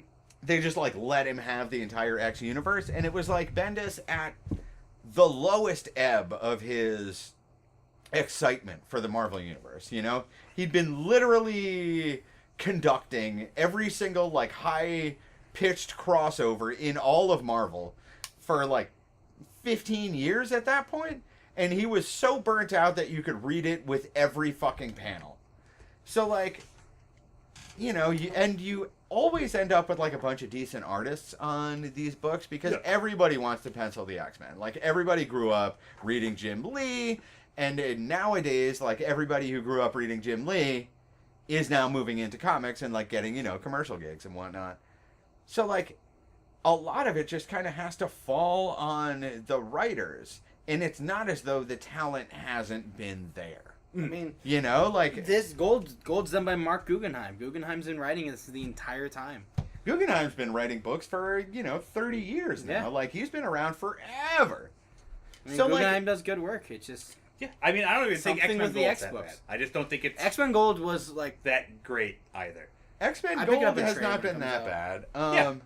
X-Men Blue... To be fair, I'm biased, and I have the biggest crush on Kitty Pryde. Like, ever since I was a child. Also, I don't... There was, like, that weird transition in between not X-Men Gold and X-Men Gold #1, where Kitty Pryde, like, all of a sudden, like, aged 20 years and, like, has crow's feet and stuff. Like, it was just, like, she super just went weird. Went from, like, late 20s Kitty Pryde to, like, late 30s Kitty Pryde. And, like, got herself... Because space ages you poorly, John. And got herself, like, a school marm haircut and whatnot. Like, that was a strange transition to me. Like, I am totally down with Kitty Pryde, like, leading the school. I just don't really know why they chose to, like, age her so hard. Yeah. Like, fucking Rachel Gray is still, fucking 22. She's been, like, eaten by the Phoenix 4 times. Yeah, Kitty Pryde should still just be, I don't want, like mall Kitty Pryde anymore, but I do want like no, but like astonishing X-Men Kitty Pryde. Yeah, was a fan. I mean, John Cassidy Kitty Pryde was. She's perfect. like a couple years older than Jubilee, and Jubilee's like still looks pretty young. Like Jubilee looks like a teenager, although she has been a vampire for the past 5 years. I mean, that's true. But the only interesting thing Jubilee's ever done. No, she's also a mom. Dude, only interesting thing. Shogo is awesome. Jubilee is great because that era in Chris Claremont X-Men is good. But, like, so, back to this actual issue we should probably of the talk X-Men. about it. Alex, do you want to tell us who writes this? Like I said, it's Mark Guggenheim, and then they got David Marquis on the fucking pencils. And it's the wedding issue of Kitty and Colossus. And, well, spoiler, how did that go? They don't get married. Who would have guessed? The best part about this, and Spuds and I will disagree on this harshly, the best part about this is the fact that Magic just dissolves their marriage. Like, she gets completely drunk and talks Kitty Pryde out of marrying her brother. Which is great, because Magic is my favorite, like, absolute, complete fucking refuse of a human being Your comic favorite character. Garbage truck. I mean... Truck. Like, I love Magic. I always have. Like, she was great in fucking Marvel Ultimate Alliance, or whatever the most recent one was. Like, I just love that character. I always have. Mm-hmm. And the best... Like, she is at her best when she is the worst. And, like, this just kind of completely goes along with that. My problem isn't with the fact that she's a garbage person. Yeah. I love garbage people. I think if we go back probably like 10, 15 minutes, I'll have stated that Captain Cold is one of my favorite characters from Flash Realm. He's redeemable, but at any rate, no. But he's a garbage character. So I have no problem with garbage. Fair enough. I live and bathe in it. My problem is that you seem to think that part is super well written. And it's fucking not. It's literally like 1.5 lines where it's just like her being coy, and then Kitty Pryde being like, we're best friends. I know when you're hiding something from me. And then she goes, I don't know. I think if you guys were gonna get married, you would have gotten married already, which you fucking are. What a stupid argument. There's 10 trillion different arguments you could use right now. So the entire the reason why that scene works. the reason why that scene is influential is because up to this point, all of those things that she says in that page have been completely and utterly true. Like, it's the Iceman situation, you know? Like, dude's never really held a girlfriend for a long while. And, like, you know, just kind of dates all these weird girls who he can't touch ever. And that's kind of strange, right? Like, and, like, you know, it's one of those things where, like, I never really bought that Iceman was gay until I talked to somebody who was gay, and he was like, yeah, no, that's, like, all of the red flags that pop up. Right. Where you do all of those things, and you just, like, throw yourself into a doomed relationship. You Yeah, know, yeah, like, you just gotta grow all a of beard. those things. And, like, you know, yeah, in the aftermath, like, they all, like, pop up, like, you know, giant fucking neon arrows, cartoony-wise, over them. You know what I mean? And, like, that's exactly what that scene is. Hey, so, like, Wolverine makes an appearance. Good for him. I So, thought he like, was a cowboy. so you don't, like, it's not the fact that that scene is, like, you know, tremendously well, like, particularly well written in the way that it, like, needs to tell you everything that needs to happen. Yeah. But it works in the way that, like, it brings up the things that broad stroke work, and the art is so fucking subtle. And it's just, you know, two girls getting drunk on the roof the night before the wedding. Mhm. Like, being forced to, like, you know, kind of say some terrible fucking things. And it's like magic. Like, she grew up in hell. Like, that's her entire character. She was raised by fucking Demon Nightcrawler in the middle of hell, like, just doing nothing. You know, I'm going to be honest with you right now, Jen. Mm-hmm. I really didn't actually have any sort of argument. But when I came into this book, I was preparing myself for all the arguments that I would have had to have with Zach about how garbage X-Men is always. I mean, to and be I threw myself full-hearted into it. I don't think it's, like, particularly great. I'm not shocked that Colossus and Kitty Pryde didn't get married. I'm not shocked by that. You know, like, would I have liked it? Yeah. As far as, like, I mean, relationships go, it's fine. You know, See, that's the thing. if somebody has to wind up with my high school sweetheart of Kitty Pryde, it might as well be Colossus. He's a solid dude. so to speak. But, you know, like, what I hate about this book is that I don't give a fuck about Gambit. Period. Fuck Gambit. I mean, I like It it, is. honestly. Like, I can't help it. Is that Jubilee? Yeah, of course it's fucking Love Jubilee. Jubilee. Oh, really? Yeah, she's got the goggles and everything. Like, you're at a wedding, fucking Jubilee. Take off the goddamn goggles. Those are I mean, sunglasses. she's not really at a No, they're wedding. goggles. Oh, they are sunglasses. Well, they're goggle-ish. It's Jubilee. She wears sunglasses.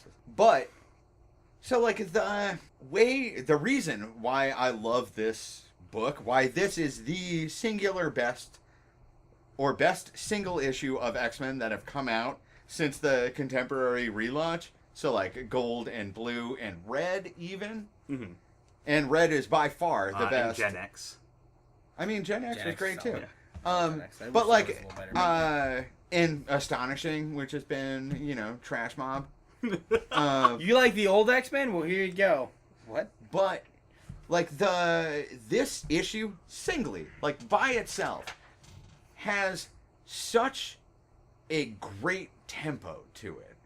Like, there's that one absolutely sublime splash page that, like, the entire, you know, like, wedding deal is built around. It's so where gorgeous. it's like, you know, you flip, and it's, you know, one of those things where, like, there are a ton of ads on this page, so you don't even really notice Well, it. You just gloss John, over you're it. missing the best and it's part. just that one, like, static picture of Kitty Pryde's hand passing It through should the be ring. on the finger. It's past the finger. Yeah. John, you're missing the It's best Kitty part Pryde. about that. That's The great. best part about that is that, like, it's like leaving it up and it's like giving us like smaller panels, side exactly panels, what a I Yeah. long panel at Yeah. the bottom. You're like, okay, this is the moment. This is gonna be the thing Yeah. where it gets all happy, and then oh shit, Because Whipped. that's Yeah, the man. classic picture where it's on the finger. That's Yep. that's going to be the splash page of the Bat and Cat wedding. Yep. Except it's going to be like a gigantic diamond And bat and signal like and, claws like, yeah, and or like whatever. she's no, gonna no, no. say It's gonna be prow and subtle, then and it's whip gonna be something you know, heartfelt then because it's there's, gonna be like, the thing, there's some first thing crazy that she stole BDSM from. on the You know what roof. it fucking should be is a damn pearl.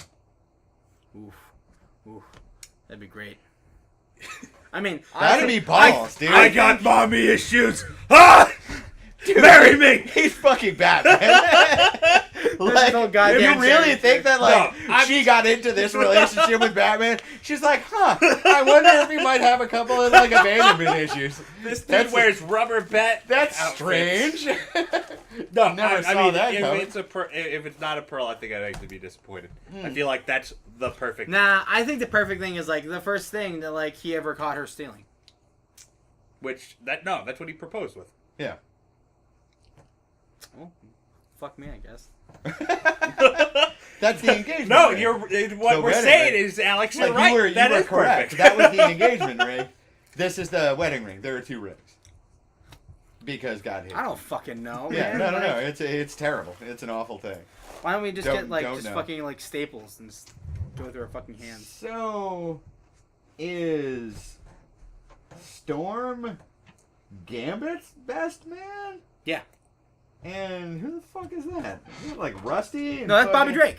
Oh, all right. Bobby Drake. Oh, right. Steve Holt. So I have to read another goddamn series. Dude, it's About your Rogue fault and for Gambit. liking Kelly Thompson. It's not my fault. It's Kelly Thompson's fault. Kelly Thompson, if you're listening, The real stop writing. writing so well, or at the very least, stop picking up books that I hate, because I don't want to have to read them, and I will read them, and I will enjoy them, and I'll be mad about it the whole goddamn time. So it all leads into Mr. and Mrs. X, which is the least exciting fucking title of anything that's ever Wow. happened. Yeah, that's fucking lame. Yeah, of course his name is fucking Gambit. Yeah, but I mean, it's written by Kelly Thompson. The covers are gonna be by Terry and Rachel Dodson. Oh my god, it's everything I love. It's everything I love, except Gambit also is there. I feel like I'll take feel like take Gambit can turn a corner. Like he just has not for like ever. Like I feel like it's possible for Gambit to be an entertaining character.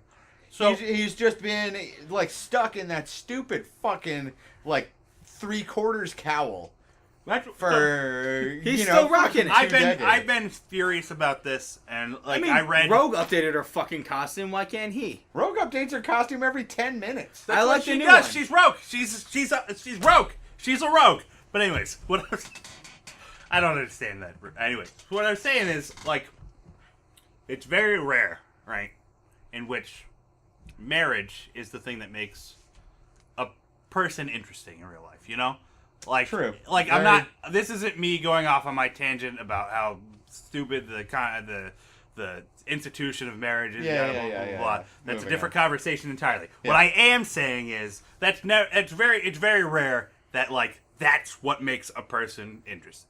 I'm not saying it's impossible. No, I'm just saying No, it's what made Jimmy Palmiotti more interesting for a second. he had something to talk about. That's true. But So you're wrong.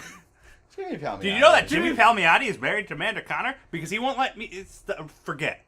I Well, wouldn't let you forget either. I wouldn't let me If forget I was either. married to But that's Amanda the Connor, only interesting I'd be thing about shouting Jimmy that fucking Palmiotti. shit from the rooftops all the Nah, time. if I was married to Hey, Amanda so Connor, what's up? I'm Everyone John. has colds. I've been, I'm married to Amanda Connor. if I was married to So, Amanda Connor, what? I'd be looking actively for a divorce. What I'm saying Oh, is God, I can't. the stand her only work anymore. interesting thing that I care about Gambit is how much I hate Kelly the fact Thompson. that him and Rogue are together. Because I like Rogue, even when she kills Captain Marvel. Really? Yeah, I like Rogue. Of course I like Rogue. Weird. Oh man, I, love I was Rogue. born in the 90s. As much as I try to escape that shit follows me to the goddamn grave. I always thought Rogue as a trash character. Like I always thought she was terrible. I don't particularly like her for any good reason, John. You just like Rogue. It's just one of those, you know, it's one of those things. It's Rogue. I mean, It's got that's the same hair. reason I like That's Jubilee. why most people like Gambit.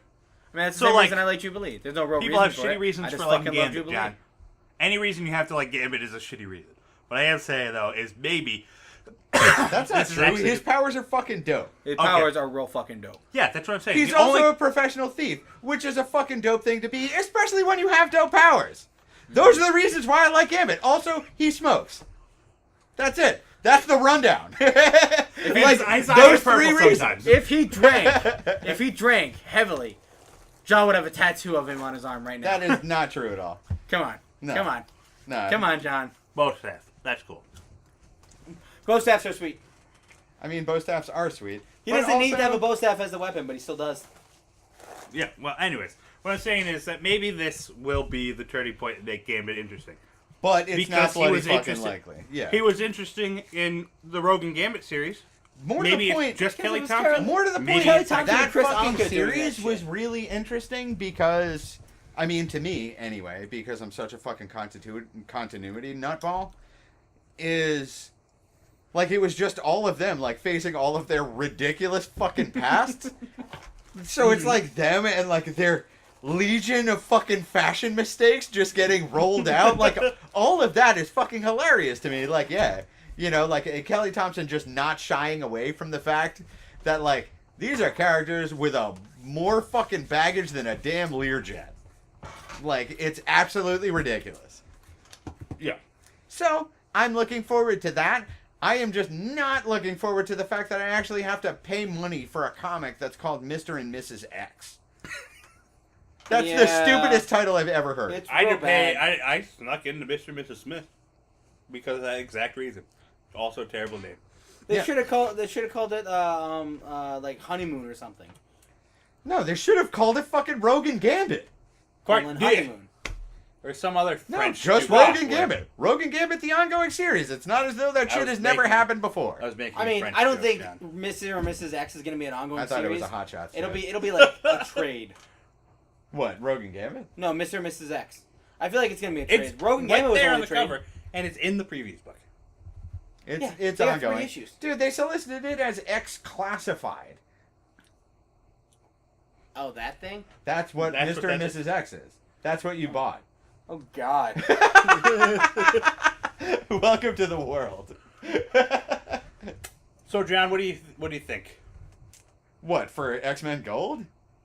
I mean, honestly, aside from this issue, which was I absolutely loved, like, I will continue to read X-Men because I hate myself and I want to fucking die.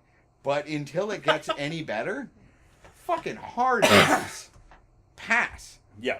Like, no trade, no singles. Like, just wait until it gets better. Make them get better. Do something. Write your fucking congressman. Like, Dear Congressman, make X-Men good. you know, like, red is interesting. Pick up red. Blue is not interesting. Drop blue like a fucking hot potato. If you want good X books, just read the non-X-Men books. Well, read the solo books. That's what I'm saying. Yeah. The ones that don't say X-Men on it. Like, The give it a thing. singular X-Men Like books. Jean Grey. Except for Cable. Cable's not that good. Yeah, fuck Cable. Like the Jean Grey, Multiple Man, Iceman. There's a new X-23 Rogan series Gambit. coming out, and you should all go out and immediately buy All-new all new Wolverine. Wolverine.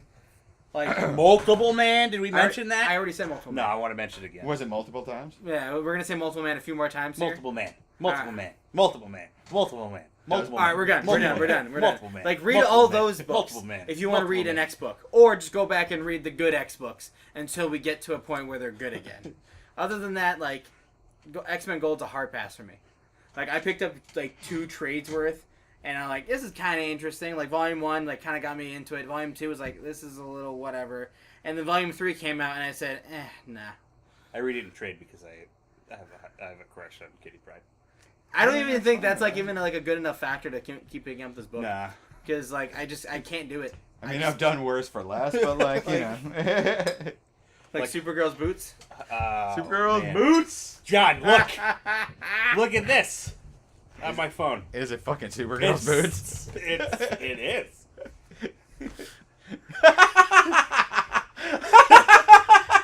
She's like So, you when know, they there's asked nothing her, better on radio than people laughing at When pictures that they can't see. So, dear No, readers, we really don't No, need to. no. We really don't.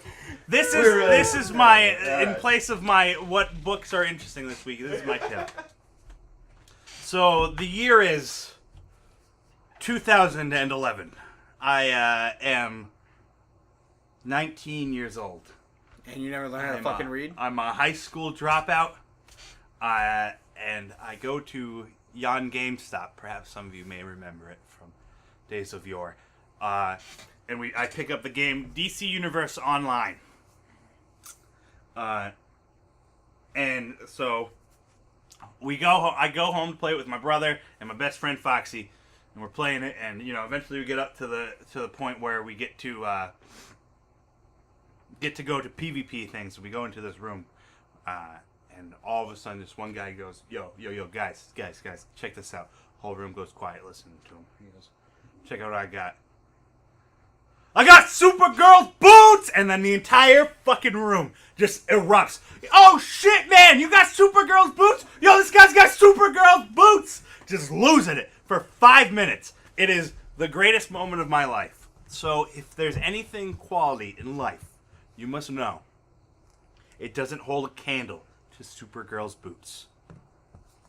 That's the moral of my story. Yeah. I mean, Is that what you learned this week as well? We'll get to that. Can I just say that I really like her stupid knee-hole boots from New 52? I like those boots. really? I love them. They just make no sense. I don't care. Supergirl's Yeah. costumes don't make no John, sense. I got a thing for legs, and so like weird leg accessories is just like Yeah, playing to your type. yeah, you know. I got you. Gross. It's not gross, that's a it's fetish. legs. Yeah. Fucking gross. My favorite superheroes are all like Black Canary types. Yeah. Fishnets. No, and no, whatnot. it's Paul Dini's wife. It's my wife. Anyway, What are you, Borat? yeah. Fucking Borat my house. My wife. My wife. Get the fuck out of my house. Please, no. We're going back to the year of 2012. 11. No, please don't. Ugh. No, Borat. All right. John, is there any books that came out in the past 2 weeks that you feel like people should check out? So, Colin Bunn picked up or released a new issue called, it's #1, it's called Shadow Road, I think. I'm relatively sure. And to me, it really feels like he's just kind of extending Sixth Gun. However, I absolutely fucking love Sixth Gun. Yeah. So, like, I have no problem with that. Really, the only question I have at this point is whether or not it's part of the same, universe or what. But right now, it feels like it's supposed to take place in the, exact same universe. So, I would suggest picking that up if you dig on supernatural westerns. I totally do, even though that wasn't a really thing that I thought was an actual style of anything. But I mean, we got supernatural sci-fi- westerns, I'm totally down with. We got sci-fi westerns now, too. I mean, there's been a ton of western flavored stuff, but like East to West and Sixth Gun and Copperhead. Etc. Copperhead, yeah, Copperhead. like all that stuff. Copperhead's so weird. I've never read a book so fast in my life. But Shadow Road issue 1, totally worth checking out. Alex, I want to throw out Sentry. I also want to throw it out. I've never heard of Sentry before this moment. That's Except a that lie. the fact that someone goes, "Hey, Sentry's back," and I go, "Who?" And then someone tells me about the Doctor Strange-ish arc where he brings back the Sentry. So I still really don't know a lot about Sentry.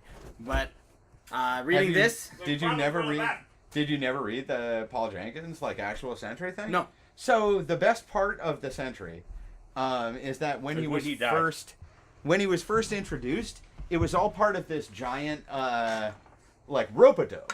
It was written by Paul Jenkins, but the premise was that they found this golden age hero and they were bringing him back into the contemporary Marvel universe, and that was what it was all about. They had just found this forgotten hero, and that was the whole premise of it, and so on and so forth. And it turns out they were just fucking full of lies. It was just a guy that Paul Jenkins created, and that makes it even better. hilarious. But yeah, the Sentry, he is the strongest being in the entire fucking universe. Yeah, but, the Golden Guardian of Good. But his only downside is that but with great power comes great darkness. When Bob becomes Sentry, he risks unleashing the Void, an unstoppable, destructive force born of Bob's subconscious. With the help of Doctor Strange, Bob has found balance. But will it last? Spoiler alert, it doesn't. So, My favorite part about this book is that it's written by Jeff Lemire. It's written by Jeff Lemire. which And on means the that first it'll break cover, your heart eventually. on the cover of this book, she's like, "Hey, look at that! It's classic Golden Age cover." And you go through and you read the first little bit, it's cool. This is who the fuck's this old guy? And then it's just goes in, and it's Sentry ripping apart dudes, fighting the Void, and it breaks out, and it turns out Exploding the moon. yeah, just fucking ripping the Void in half, exploding the moon, and then leaving and going home. And then turns out, oh shit, it's all a weird simulation to keep the powers of the Sentry and the Void at balance, while Bob, old, flabby, looks like a character designed by Jeff Lemire. He's got like the long face with the beard and everything. Like Jeff Lemire drew this character out and then told fucking who's this Kim Jacinto to fucking like draw this character in your style. Like there's no way you can prove me wrong. Like that is it. That is what happened.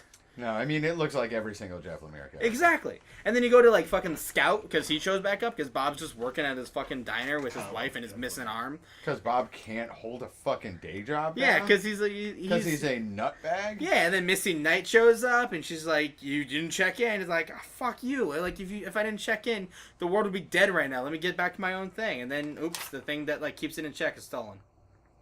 Like it is exactly what I thought it would be. As soon as I found out, oh, the Void is kept in check by a device. That's gonna go missing at the end of this issue, and then it did. Like look at this fucking panel right here, Yeah, where just that's like his Jeff- eye. that's a like Jeff Lemire Lemire panel. drew that panel. Yeah, like, he did. There's no way. There's no way he he- didn't.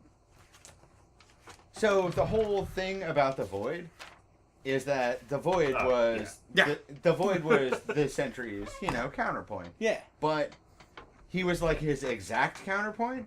So if the Sentry, like saved a bus full of, 23 school kids, the Void would like go to fucking, the Philippines and murder 23 school kids.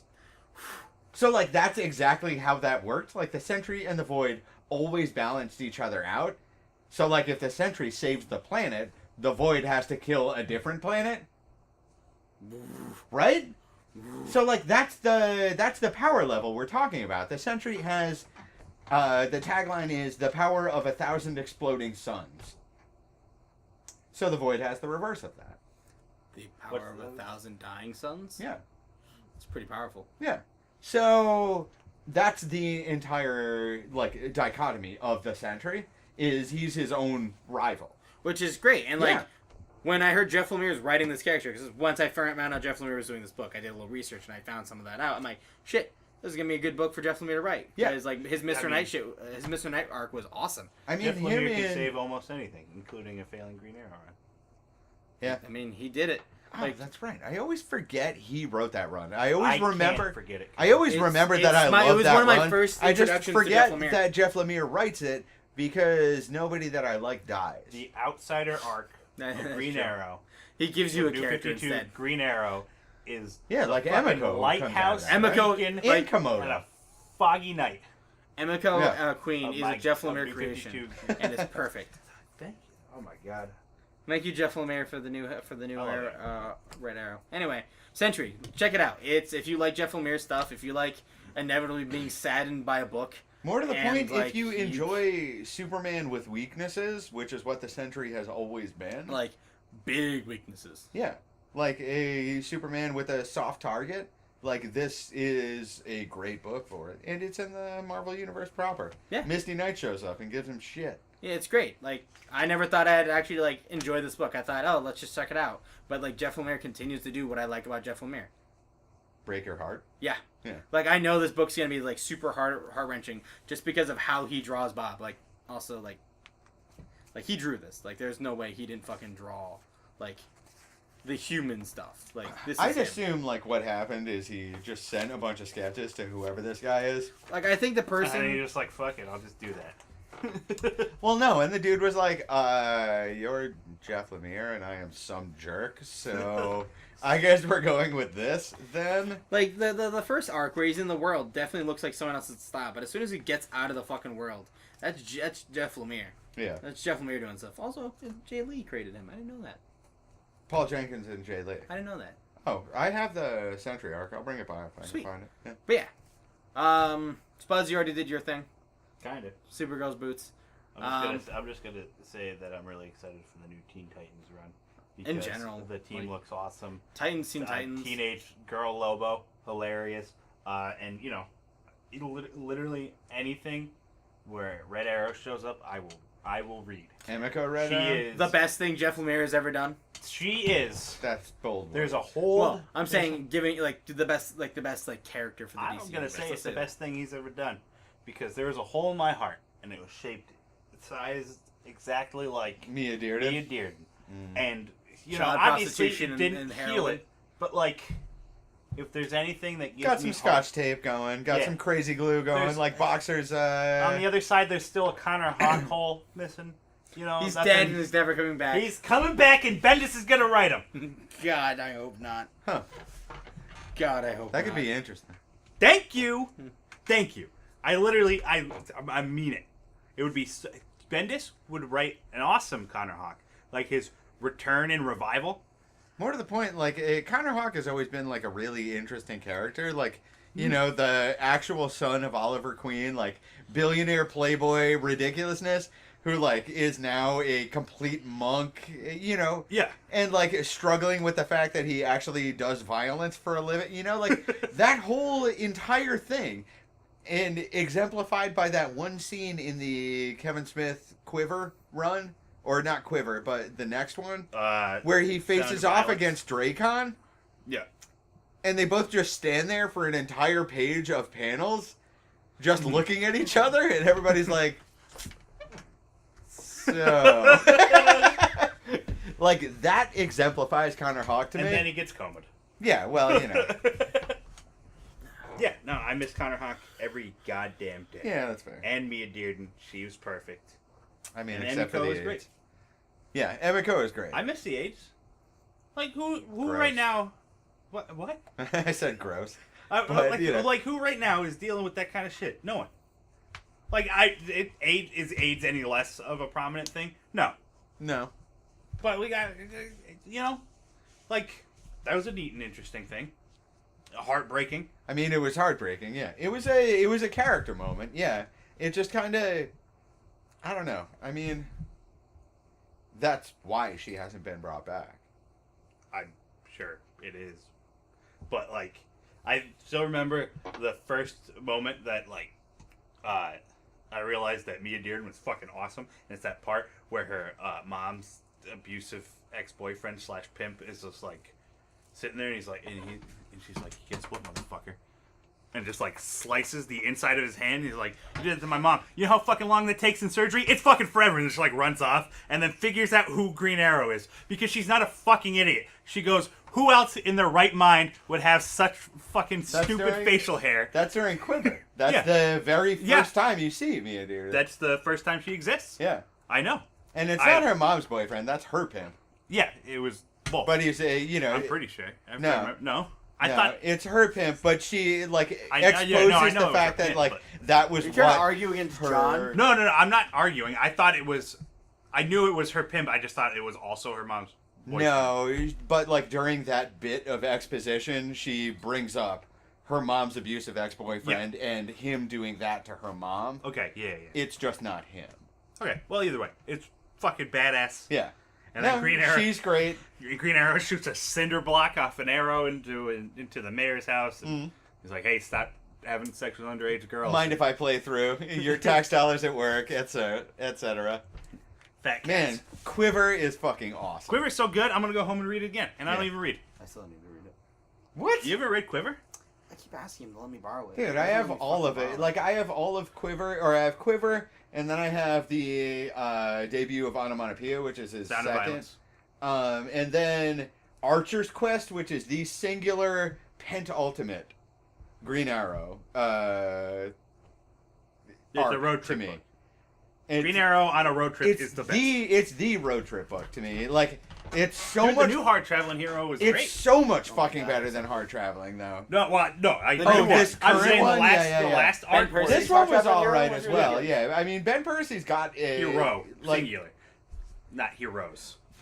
right, but like Even though a bunch of heroes show up. dude, but Yeah. that was why that entire run is why I like fucking Arsenal. Because Yeah. up until that point, he was just my ward is a junkie, alcoholic, fucking dirtbag, like run along. Would you say he's a redheaded stepchild? I would say exactly that. It's funny, Alex, because he's a redheaded. I know. I stepchild. read the book. Spuzzy, what do you want about? Shit, I didn't know I was going first. So, this week, on the being that it's the 4th of July, happy birthday, America. Woke me up at dawn to take a loyalty pledge. This 4th of July, I will be kicking back, drinking some beers, preferably Mexican imported, the true American way. And eating some hot dogs. Hot dogs Okay. are great. Hamburgers. I got it. You're Fireworks hungry. will be happening. Yep, perfect. Yeah. And I will be reading issue number 1 of Captain America by Ta-Nehisi Coates. Kicked up reading. That's what I'm excited for. What a perfect day for Captain America to come out. I would have Birthday been. of America. I would have been really iffy about Ta-Nehisi Coates writing Captain America if his current Black Panther run, Space Conan Black Panther, had not been absolutely amazing. Like A Nation Under Our Feet and all that stuff, like, you know, it was decent enough, but it really didn't like hook me the way I wanted it to. Yeah. Primarily because, you know, like I'm a fucking straight white old man. You know what I mean? Like, it's not written for me. Right. But Space Conan fucking Black Panther, I am totally all about. Like, it's all good. And so I'm, like, really kind of hyped to see what Ta-Nehisi Coates can do with Captain America. Like, especially because you know he has a leash that goes around the world. Like, that guy has so much leeway, it's ridiculous. Yeah. So I'm really kind of curious, you know? Like, what are you going to do here? Captain America's gay now. I mean, whatever, that's I'm fine. about it. Well, I knew I'm it. about it. I knew it. I mean, more to the point, like, you grew up in the 40s. It's not like that was ever an option. Exactly. you Yeah, know, like, like, you if just he came out couldn't gay, do I'd be like, that. yeah, fuck it. Yeah, I if we knew. can Like, if we can get a story about how hard it was then compared to now, and it still is terrifying. Yeah. I am for about Captain that goddamn story. America. You're Yeah. nearly bulletproof, and you're still, you know, hiding in the closet. Yeah. I'm about this story. I don't think it's actually going to happen. No. But, like, But that would Ta-Nehisi be, Coates, it'd be an interesting way to please give do us it. a good story. Yeah. Please give us a Ta-Nehisi Coates. my follow-up is Eternity Girl. I'm still about that book. I That love book's solid. Eternity Girl. That book's Eternity very Girl solid. is just the weirdest. Yes! Like, you know, line dedicated to weirdness. Yeah. Like, Eternity Girl is, like, way out there. It's weirder like than Doom looking Patrol. at the rest of Like- Doom Patrol and Shade the Changing Girl, like from Doom Patrol. fucking There's a Saturn. book I wish I could say is coming out soon. Yeah, there's a got book one I wish issue I and could then it say ends. will come out. Who knows? Who the fuck knows? There's a book anymore? I wish did not depend on whether or not Gerard Way was doing drugs at the moment. Yeah. Like, that's not a great barometer for release dates. But it's the only barometer we Yeah, I mean, I got you. I got you. So, my recommendations are tied in twain. They are both coming out on the 4th as well. It is Batman number 50, which is the big old wedding issue, and Catwoman number 1, which is penciled by Joelle Jones. Isn't it also written by Joel Jones? Yes, who also wrote and penciled Lady Killer, Ooh. which is absolutely spectacular. Is about like a, you know, like mid-30s, like you know, Doris Day, Stepford wife, you know, Tupperware party housewife, who is a hit girl, hit woman, Hit Woman, John. How about it? That sounds sweet. and is absolutely amazing. And that's really the only thing I know her from. But like all of they've been releasing like promo posters for the covers of It looks Catwoman and super whatnot. good. They're gorgeous. Oh, my man. God. Hasn't she been doing some of the main covers for Batman for the wedding stuff? Or is that someone else who has the similar I styling? don't think so. No, Maybe because it's her bad style style. is really kind of cartoony. Like it's a Yeah. lot of hard outlines. Yeah.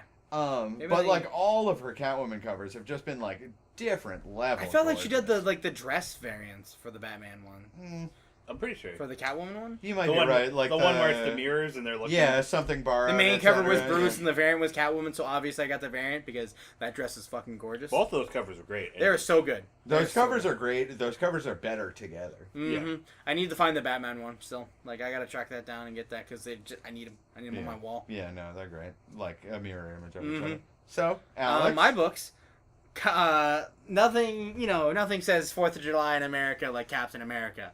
But I still think Nothing says America more than extreme motorcycle flame things. We got Cosmic Ghost Rider coming out on July 4th. Extreme That thing- motorcycle flame things do say America. Giant, crazy rainbow cosmic Ghost Rider, and it's the Punisher. It's the Punisher with the cosmic essence and the Spirit of Vengeance. It's 3 heroes in one. Zaranthos Yeah, is the name of the demon. yeah, that's it. In case you didn't know that ever. I would have never fucking known because I read like 5 Ghost Rider. Yeah. Yep. I refuse to read Ghost Rider. But like Cosmic that book, Ghost Rider? that Dude, book- I refuse. Dude, the cover of the first issue is him hunting down a space shark. I read Robbie Ray as Ghost Rider and I enjoyed it, John. You know how miserable that makes me as a human being? But this isn't even like Thanos Robbie Reyes. Wins is so It's good, Frank though. Castle Look, he with the fights a power cosmic cosmic shark. in the Spirit of Vengeance. Do I need to remind you about Team the Sharks and shout it loudly so that way Alex's neighbors can hear it? Don't you dare! Please All right, don't. stop. Team the Sharks. Anyway, Team the Sharks. Team the the Sharks. fuck out of my house. So, you're... That I'm second? super hyped about. And then also Titans number 23, the return of the new arc with the new lineup with Beast Boy and Raven. Like a Dude, broken. Trainwreck Donna Troy? Everyone's broken except Dick Grayson, and he's still kind of broken. Trainwreck Donna Troy is my favorite Oh my character God. to date. In like the... I knew this tween- was coming with the whole Troya arc, but this is just hammering it in. Yeah. You could Raven- also be saying Teen Titans if they didn't get pushed back to the 24th. Yeah, well, you know. Teen Titans doesn't even come out on the same week as Titans. They're alternate. They never. But come it out would at the have same came time. out on the 4th. Yeah, but Titans. it was I like initially Titans more. supposed to like launch the same, but you know, Anyway, Titans number 23. Also, the fact that they're not returning it to number 1 for a new creative team and new Which is team nice, because that great. happens way too often. It happens way too often, and the fact that they're I mean, like, Titans and stop Teen buying Titans. number ones. They'll stop making new number ones. But like until people stop buying number ones, That's an impossibility, John. yeah. But that's what I'm saying. Well, I mean, Like, the only reason I've been it's buying the super Marvel easy. number Like, ones is they keep the giving problem- me interesting characters. The problem is that comics are the most self-referential medium that exists in contemporary society. Period. Like, there's nothing that references itself like comics references itself. So, like, if you have a, like, delineated starting point, which is what issue ones are and represent, and then you add a fucking rabid fan base who will, like, you know, get that super weird sketch variant, holofoil, ultra Shaw autographed cover. You know, you like, mean- that's just what it does. Yeah. Stop buying variants, Alex. Stop. What? I only buy the DC variants because they're not impossible to get. Unlike the Marvel variants, fucking 1 in 10 sometimes, 1 in But- 25 on average but- for just one. One in 1 in 100. 500. Like, it makes me so mad every time I see that. Like, I just, oh my god, Yeah. fucking pisses me off. Anyway, Titans number 23, Cosmic Ghost Rider number 1. Those are what I want. Those are what I want to say. Anyway, we need to wrap this up now. So. Okay, John, what did you learn this week? Apparently, Zach has not read enough Warren Ellis, because I came here with all of my X-Men Ellis knowledge, ready to knock that fool to the pavement, and he had to, you know, like, sweat a lot and move to a place. So, you know, We'll Would curb you something say next he's week. not the Ellist? dude, only I am the Ellist. Alex, what did you learn this week? What I learned this week is that Slice of Life books are great, and they need to keep making these things for me. Because me and the other Canadian teenage girls super appreciate all of this. Dude, there are slice of life books that will depress the fuck out of you. I know! Have you read fucking Minimum Wage? No. Which is like the most... Minimum wage! Here! Which is the most is that? American slice of life book that exists in society. No, I'll need to read this. I'll bring it. I'll bring it. Excellent. Yeah. My sack of books continue to grow. Yeah. Spuds, what did you learn this week? What I learned is that whatever you think is the greatest in life is walked all over by Supergirl's boots. Supergirl's boots! Yo, I got Supergirl boots! Oh shit! Oh shit! Supergirl's boots!